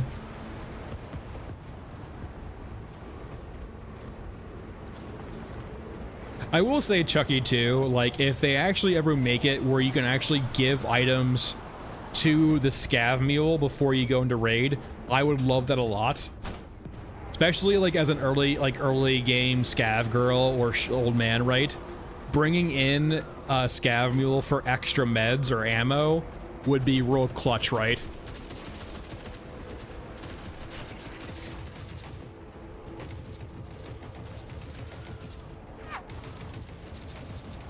Because you're just so limited early game by your actual rig space that you usually can't afford to bring lots of extra ammo or meds in the case of bad times.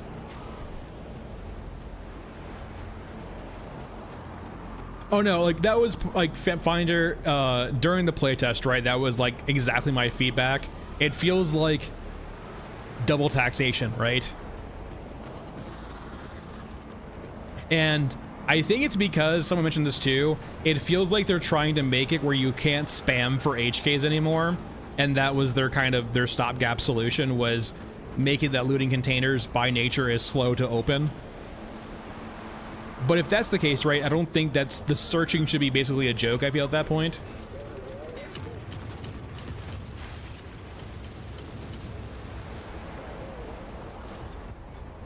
I'm not a big fan of the UI too. I've like always been a critique of the UI, but it's Lauren. Yeah, it's mainly, it feels like they're oh yeah, no, I made the critique too, right? Like I actually I do think a lot of their UI elements are a bit overbearing. And the holdy too, if it was pressed once, it'd be better. I'm not a big fan of the hold either.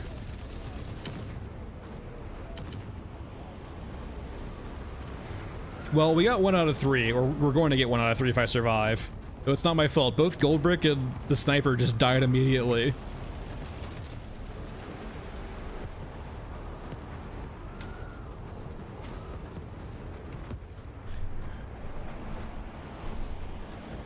Yeah, it's weird. And weirdly enough too, the no HUD, this option here actually doesn't work anymore. Like, it kind of works, but some of their elements, like the question marks, still show up on no HUD mode.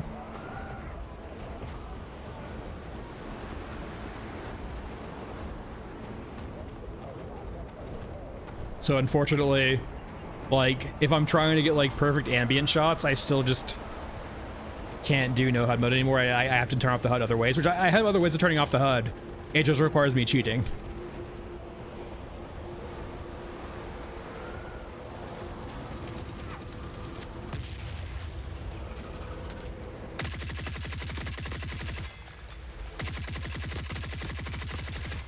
Booty, I can't speak on the particulars of that. The only thing I can say is the only vibe I get that will hold them back is trying to do too much with too little.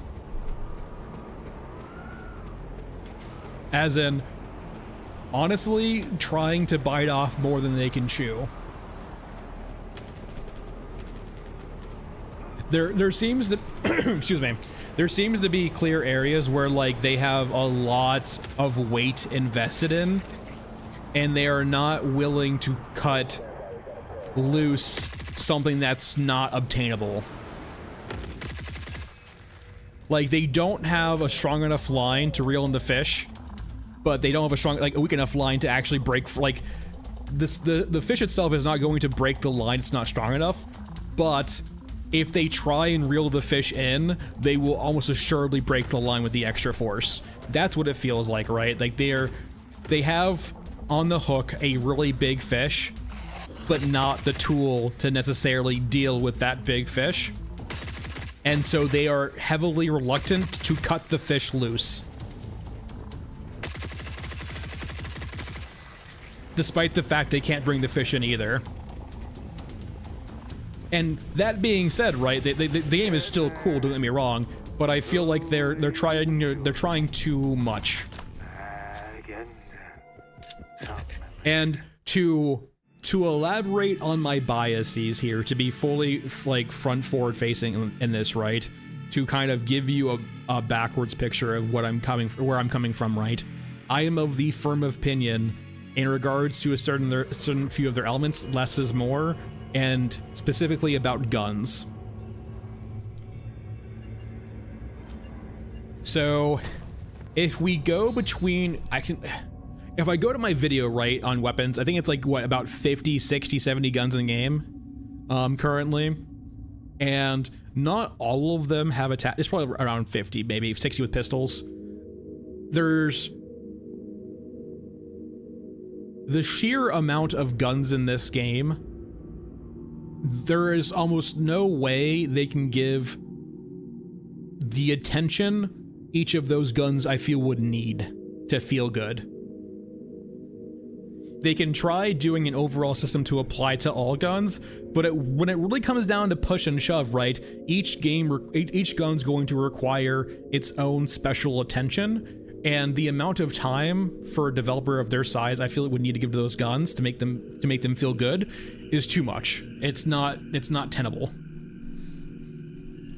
So if we go, for example, the guns over here, right, if we go to the worst scenario guns, right, well, actually the M4 is the worst. Let's go over to M4. Like, not all of the guns have crazy mods, but a lot of them do. Where are you? Do I need to sell things? Wait, you're level 3. Where's the M4? There we go.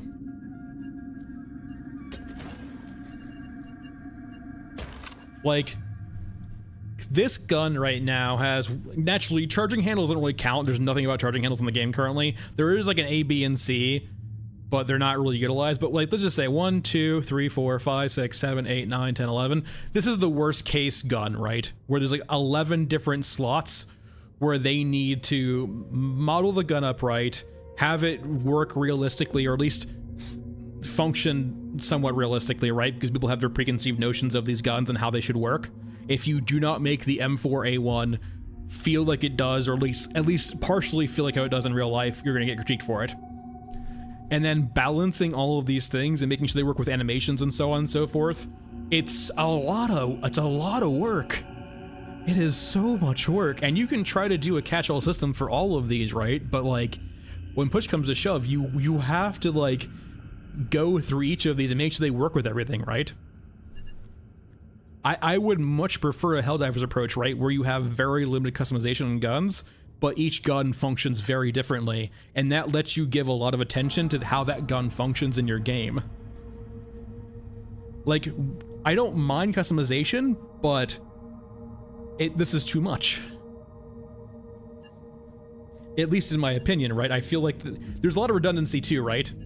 There's a lot of the guns overlap, and they're strictly better guns, right? A lot of the guns perform the same role. There's not a lot of differentiation between them, and like, it's okay to have some aesthetic, like it's okay to have some redundancy for like aesthetic differences, right? Like having your AK assault rifle, you know, be pretty similar to the M4 assault rifle functionality wise, but have them be aesthetically different. But there's a lot of guns that overlap right now, more than that.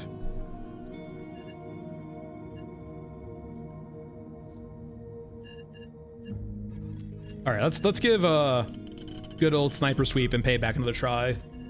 And this time with the handy dandy jump.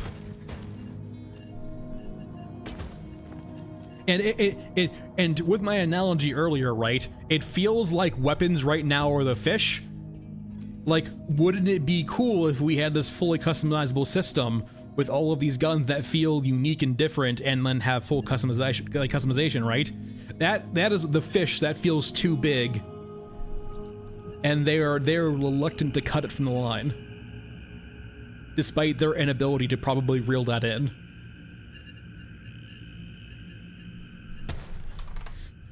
That's exactly what gamers enjoy, right? Fishing analogies. Something they can relate to. Who doesn't love good old fishing?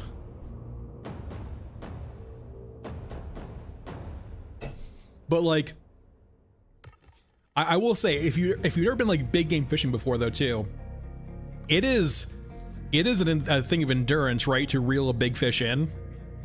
They have a lot of tenacity, and you do not want to snap your line, so you have to be slow and wear them down.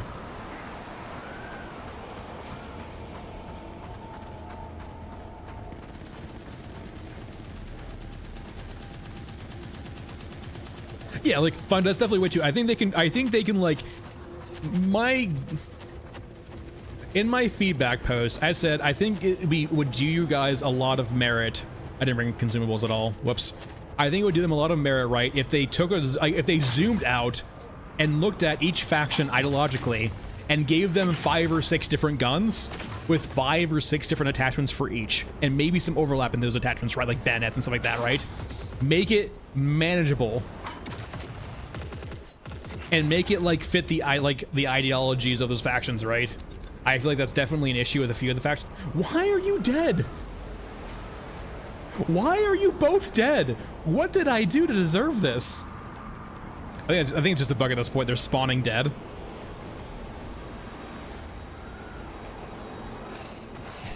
Are we talking about Zomboid, Lewis? Because I don't disagree. Zomboid is so much more effective. Never actually fish in Zomboid, always spearfish.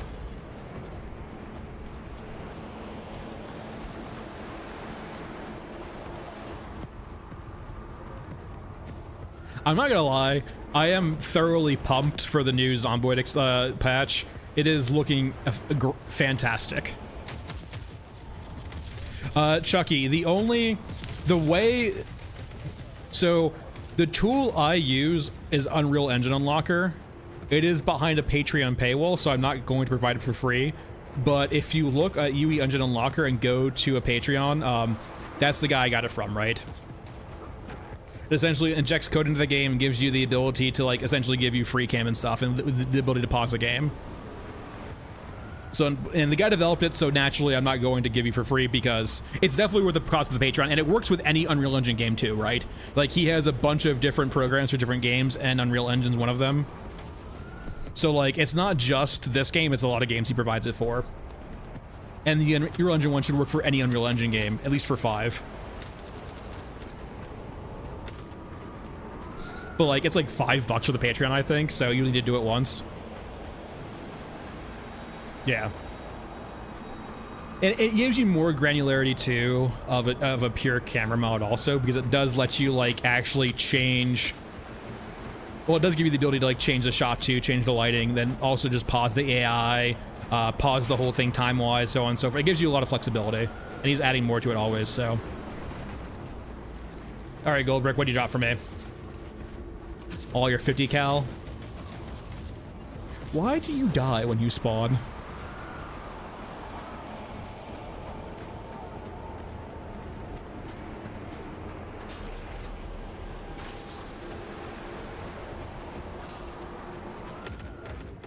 Like, here's the thing, right? The only units that spawn that far away are units that are quest objectives, right? So there's nothing over here that is killing him. He is just spawning and dying. Maybe it's like a he's too far away trigger, forcibly despawning him from killing him. Acolyte, yes, it's very cool. I hope to see more of it.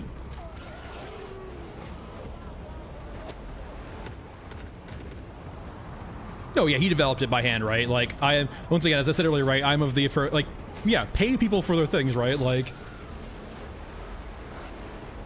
especially if it's a small indie develop. Like, I can understand more from, like, stealing from corporations. I can understand pirating from EA.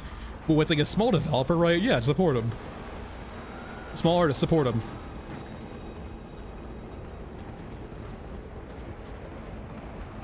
Yeah, Lewis, I think we're just waiting right now. I think that's why we don't see a lot of dynamic respawns for other units, is we're still waiting on so many of the units for other factions, especially logistics related.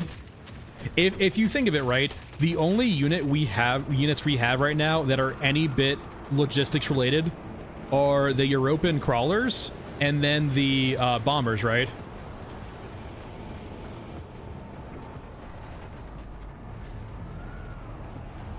Like, there's not that many logistical. That is, funnily enough, that technically could be happening, is that they're targeting each other perfectly and they both one-shot each other. That is a funny potential coincidence. I guess we could maybe support that by abandoning, let's say, sniper sweep. We're still looking for the Etruscan medium mech too.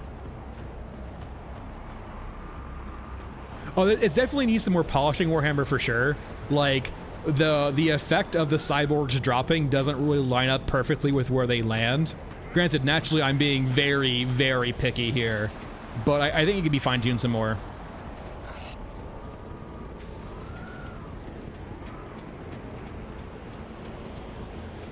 But this is the cheaper spawn, Acolyte. Bunker costs so much water. I can't afford that. Let's never do that again. I will say, too, them, before this patch, your extracts weren't clearly named. They are now giving you very clearly named extracts. When you hit extract, you can see that, like, we exited the facility, right? So it could kind of support this theory of multi-map designs, right?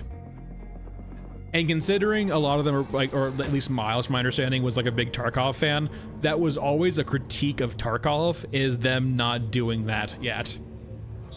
So if Miles was part of like the Tarkov community and saw that feedback, I could see that inspiration coming over to here for that. All right, so let's get rid of sniper sweep. And we'll test Oz's theory out that they're killing each other, which I get in retrospect, yeah, that could be happening. I believe they have line of sight on each other from there.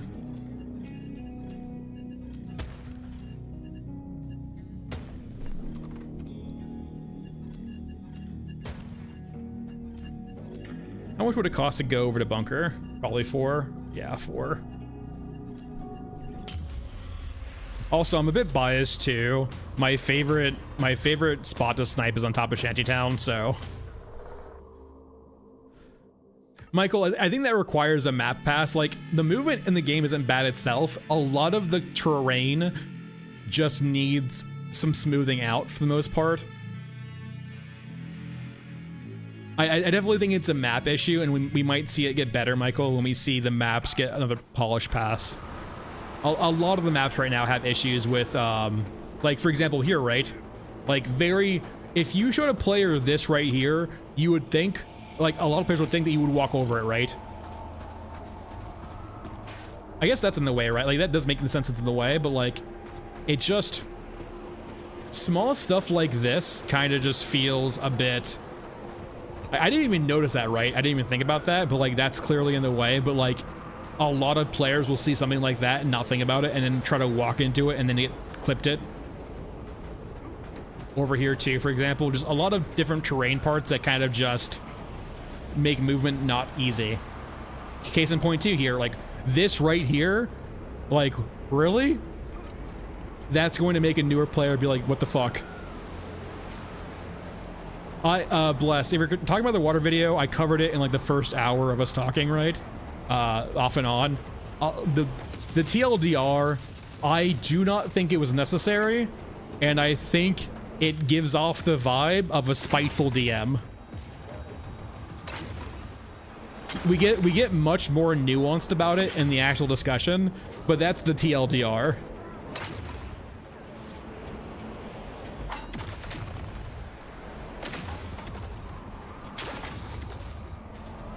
Well, I have great news, Oz. I think you're right. That's insane, though. So they are spawning and targeting themselves perfectly, where they're killing each other immediately. But, like, and it's not one or the other. They're killing each other immediately. That's real interesting, Oz, actually. Good job bringing that up.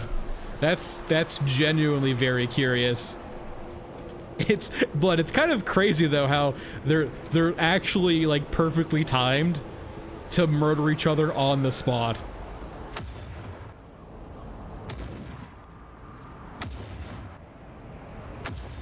I'm going down every time I do it, but yeah, that's what's right of.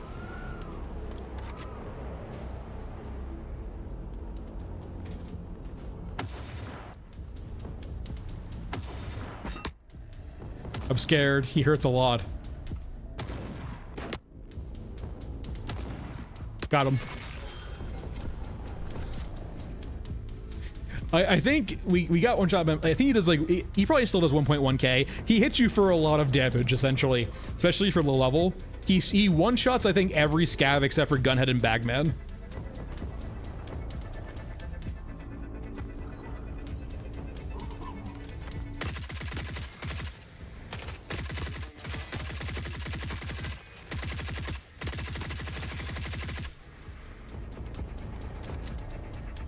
The recent video has not been received, like, Acolyte, I mentioned this before, right? I'm not too invested one way or the other. It's early access for me. The way I feel about it, right, to some capacity, is that I don't feel like you need to lower explain changes in early access, and the way they went about it, the tone of the video, felt like it was a spiteful DM. It was it was kind of the vibe of the video as opposed to the actual substance. It felt like, oh, we had to rework water because of player feedback. Here you go, and here's the cost of what you wanted. I hope you like it.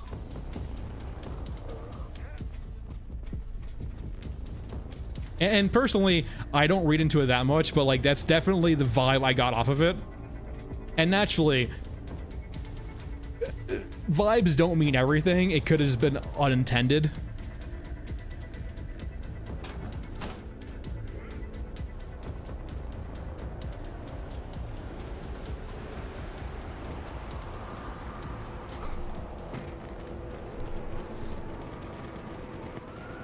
It also, like, I will say too, like, it has moved my opinion. Yeah, naturally, I'm giving hyperbole for example, Finder, because I'm giving hyperbole to make the point very clear. I don't think it was that strong either, but the vibe was definitely there. Like, I don't think it was malicious, but it definitely felt subconscious. But my case in point, right, my real, like, reservation of it is that it now has me kind of shifting my opinion to feel like I should put my expectations for this game to be at just an extraction shooter. Nothing more, nothing less. Even if they don't say that, because I don't feel like they're being exactly perfectly crystal clear with their communications, especially in retrospect. They're doing a good job, don't get me wrong, but there is an issue with not a roadmap, but just the concepts they're going for in the longer term.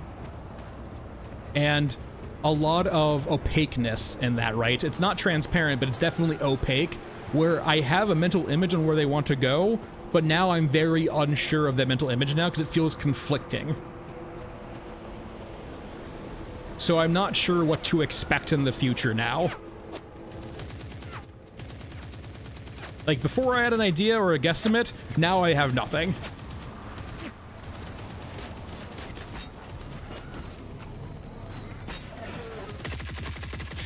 Yeah, Chucky, on your point in regards to Goldbrick versus the sniper, it makes sense, right? If they both have the same aggro weight, like they aggro in the same time, it makes a lot of sense when they aggro at the exact same time and shoot each other at the exact same time.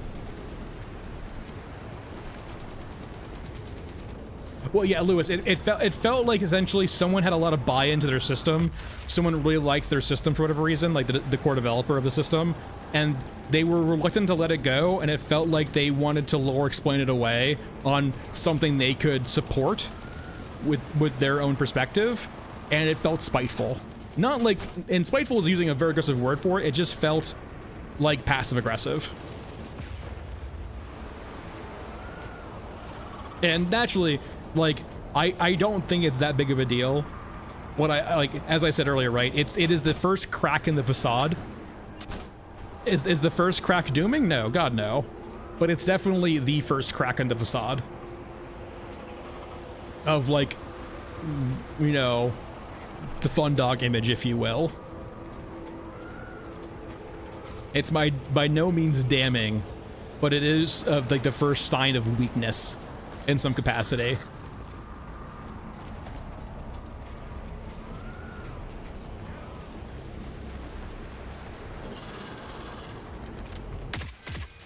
Because there is an element too, right? Like, it kind of beckons back to Helldivers 2. For those who are not in the loop with Helldivers 2, essentially what happened is this. The quick TLDR on Helldivers 2. Helldivers 1 is a very cool, interesting, bespoke game, not meant for everyone. Helldivers 1 is a game for masochists and sadists who love an immersive game, but also want a hard game, a game that punishes you very much so for playing it. Helldivers 1 is a hard game, requires teamwork, and you get punished for it immensely.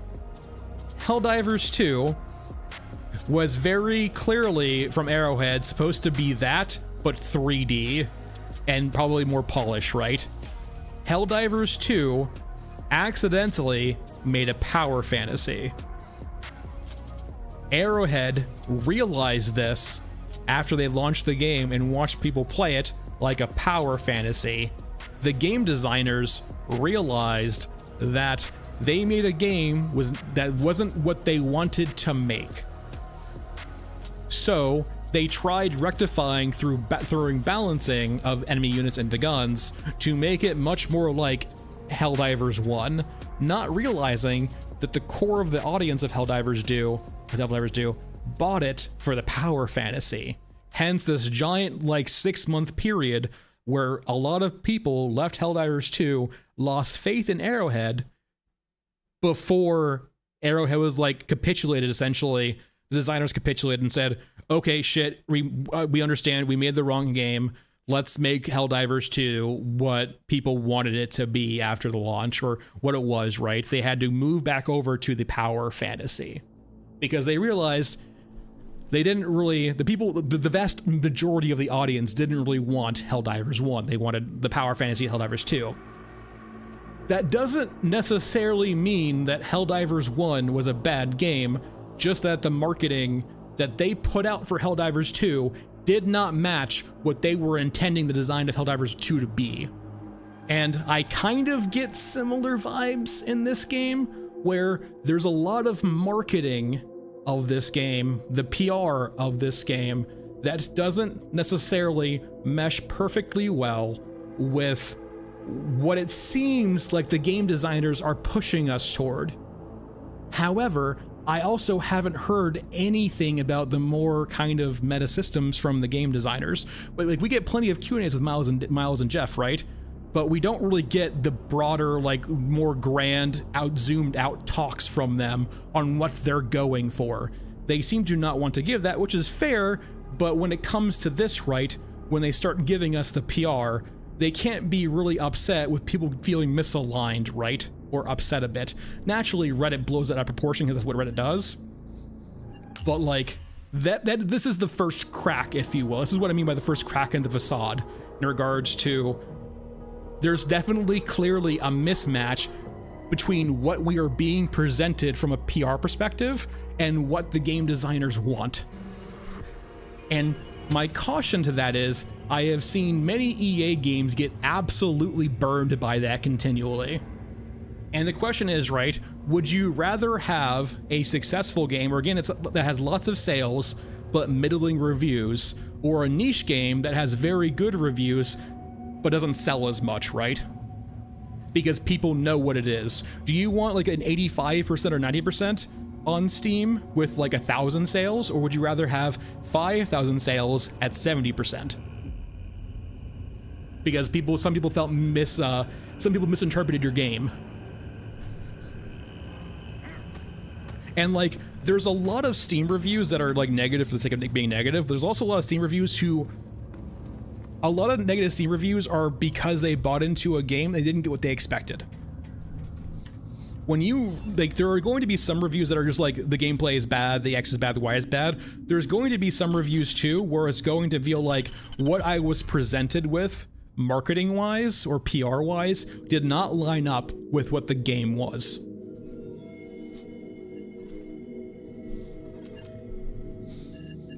And so I feel like it's very important just to, I feel like there is, I feel like a lot of gamers have been burned so much now that honesty, even if it's not great at the time, will buy you a lot of goodwill.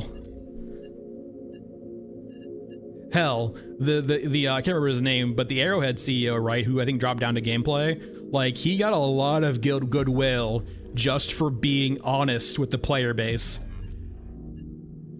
And I think a lot of people were willing to give Arrowhead a second chance or a third chance because they knew, like, there was at least some good people behind the facade of the corporation, right?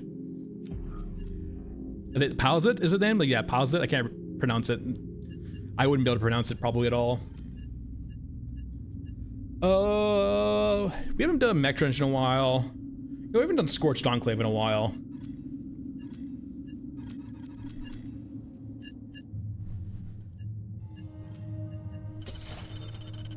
All we know, I mean, it's funny, right? That's kind of weirdly enough the candidness that I like, right?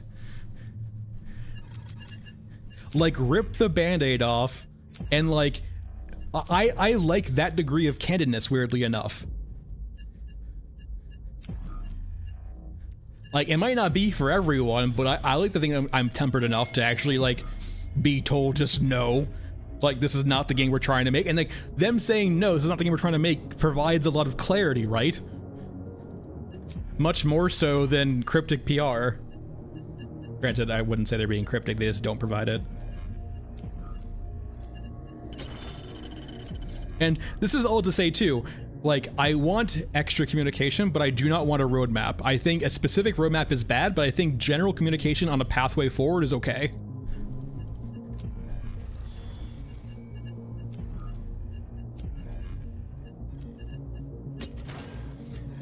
Like, they kind of alluded to, like, this being an enemies update, like, we're supposed to get enemies in this patch. Like, they missed that, that's fine. I'm not, okay, like, if it needs more time in the oven, it needs more time in the oven. I just would like to know it's on the track, right? If you've ever worked for corporations before, right? Yeah, deadlines get missed all the time. It's fine, it happens. Sometimes there's financial penalties here and there, but, like, if it needs more time in the oven, it sucks, but it happens. And so, well, I will say though too, on the same vein, sometimes things get pushed out in a buggy state to be fixed later. Is it working enough? Ship it out. We'll take bug reports later and fix it later. Sometimes it has to go out the door.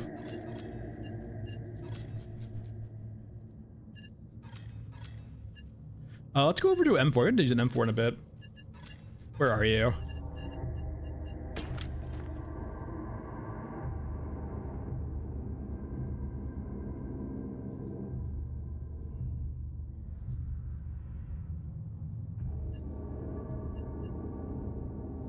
My very pretty M4. Let's go to surplus on the other gun just to get it out of the way. And 5.56, got plenty of you. Alright, so our quests are kill Fyro, rescue the guy, and then leave.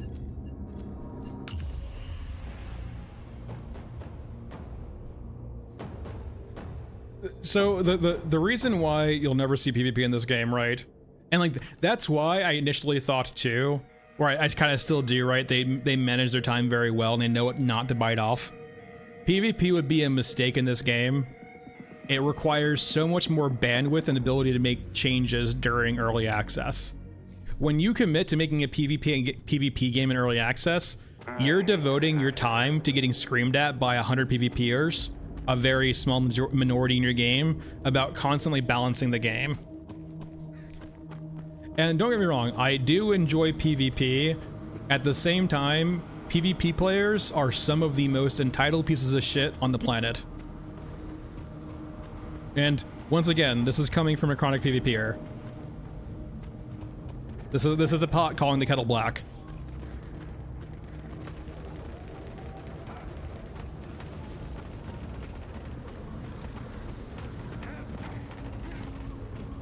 Like, say what you will, if you're a PvPer, if you're playing a game with PV in it, you're the minority and you're outspoken. Sorry, not sorry. Granted, this game doesn't have PvPers in it, so they're not in the chat right now, so they wouldn't be hearing this in the first place.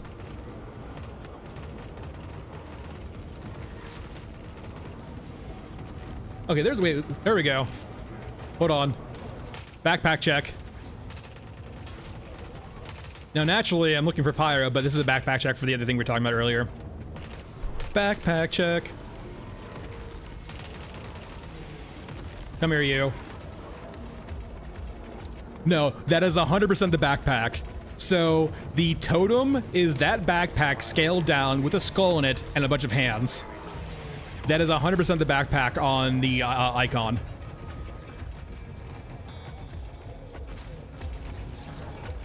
It is just massively scaled down.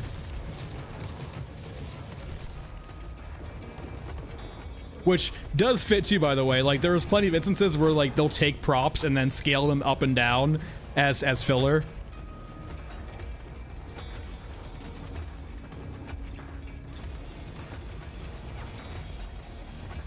Well, like, at the same time, right, it's PvPvE, but, like, there's no time and point in Hunt Showdown, at least unless they changed it, where you can play the game as strictly PvE.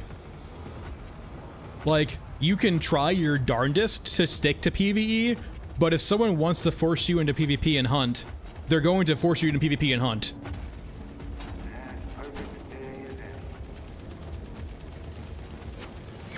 Alright, let's go rescue the civvy, I guess, or the water thief.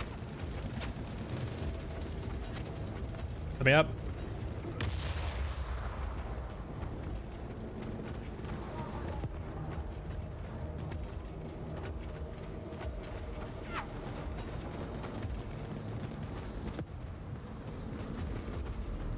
Well, like, a big part too, Lewis, also, is PvP gives you a way of doing repetitive content and making it feel fresh. It is something I wouldn't say easy to develop for, because it has its own requirements, but it's something that means you do not have to create this vast wealth of content. Like, for example, Tarkov, right? Tarkov has really relied upon PvE injecting replayability into their game, right? If you never had to worry about players in Tarkov, almost the game would be solved, right? It would, like, people would grow insanely bored of the game. There's a reasons why, like, SPT Tarkov has a bunch of different mods, right, to change the experience, because by baseline, Tarkov itself is a very boring game if you remove just the PvE or PvP from it. And it's the same, like, think about it this way too, like Apex, right? Or PUBG.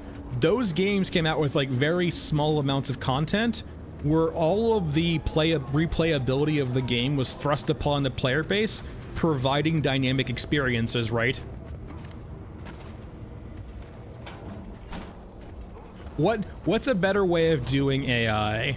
Having 99 NPCs that run off your CPU, or having 99 players who run their own CPUs and connect to you and have their own brains? Well, sometimes have their own brains.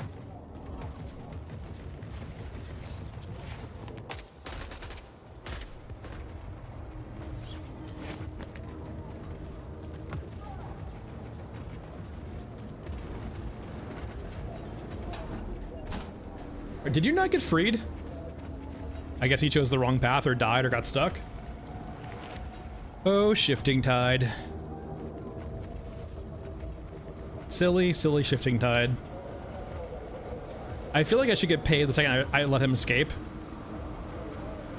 Wait, is that him right there? No, it's not him.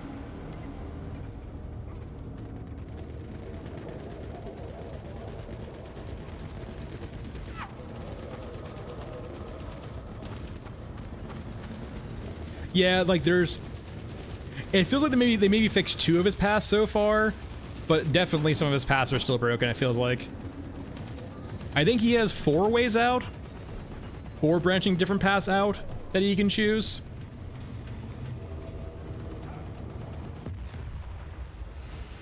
A hot dog, by definition, is a sandwich. Bastards at home appreciate this. I mean, a sub is a sandwich. A sub is a specification on a sandwich.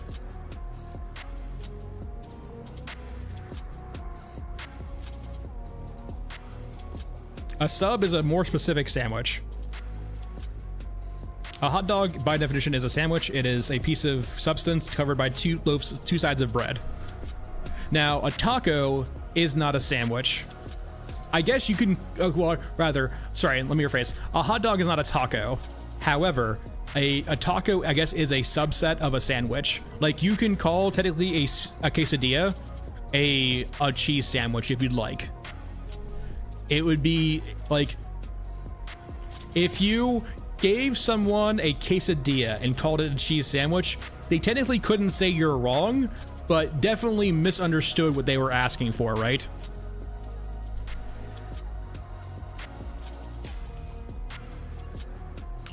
But like a taco does have like the definition of requiring or tortilla, right? So any sandwich like a hot dog can't be a taco. And I believe a hot dog, a sushi, I wouldn't call it a sandwich per se. I wouldn't call rice bread. I would personally consider a sandwich something that needs to have bread, or at least a bread substitute. I wouldn't consider rice a bread substitute. Though I guess if you consider a sushi a roll, you can by definition call it a sandwich. If your specification on sandwich is anything that's covered by another substance, right? Yeah, cheeseburger's a sandwich. That's very clear cut. Cheeseburger's a sandwich. Naturally, like, you would be generalizing if you called it a sandwich, but you can call it a sandwich if you'd like. I don't know what gimbap is.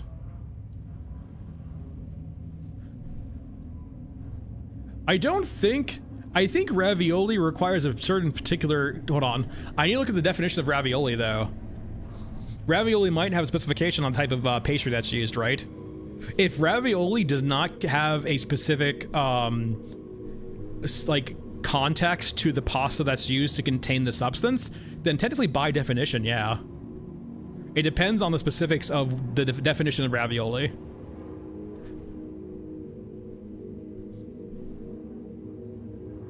And I guess technically you can have cheese ravioli too. You can have cheese or meat ravioli. I wonder if there's a definition of ravioli where it can't be sweet though, but yeah, it all depends. Okay. Cereal is soup. Yeah, cereal is soup. It's cold soup, but it's soup. It's a liquid with a substance inside. Beer is also soup. Very true. It's a very thin soup. I guess it can't be chunky. I mean, old beer was chunky. But that's it for today, everyone. Thanks for watching. You can continue, I guess, the sandwich and soup discussion. Number 12 is fine. It's basically a shotgun you can get out with a flashlight. That's really about it. Thanks for watching. New deep dive video probably later this week, maybe early weekend. Gonna probably be a shorter one on a unit they probably don't think about. But yeah, we'll see you later on. Friday stream too. Other than that, I'll see you guys later. Have a good week and catch you later.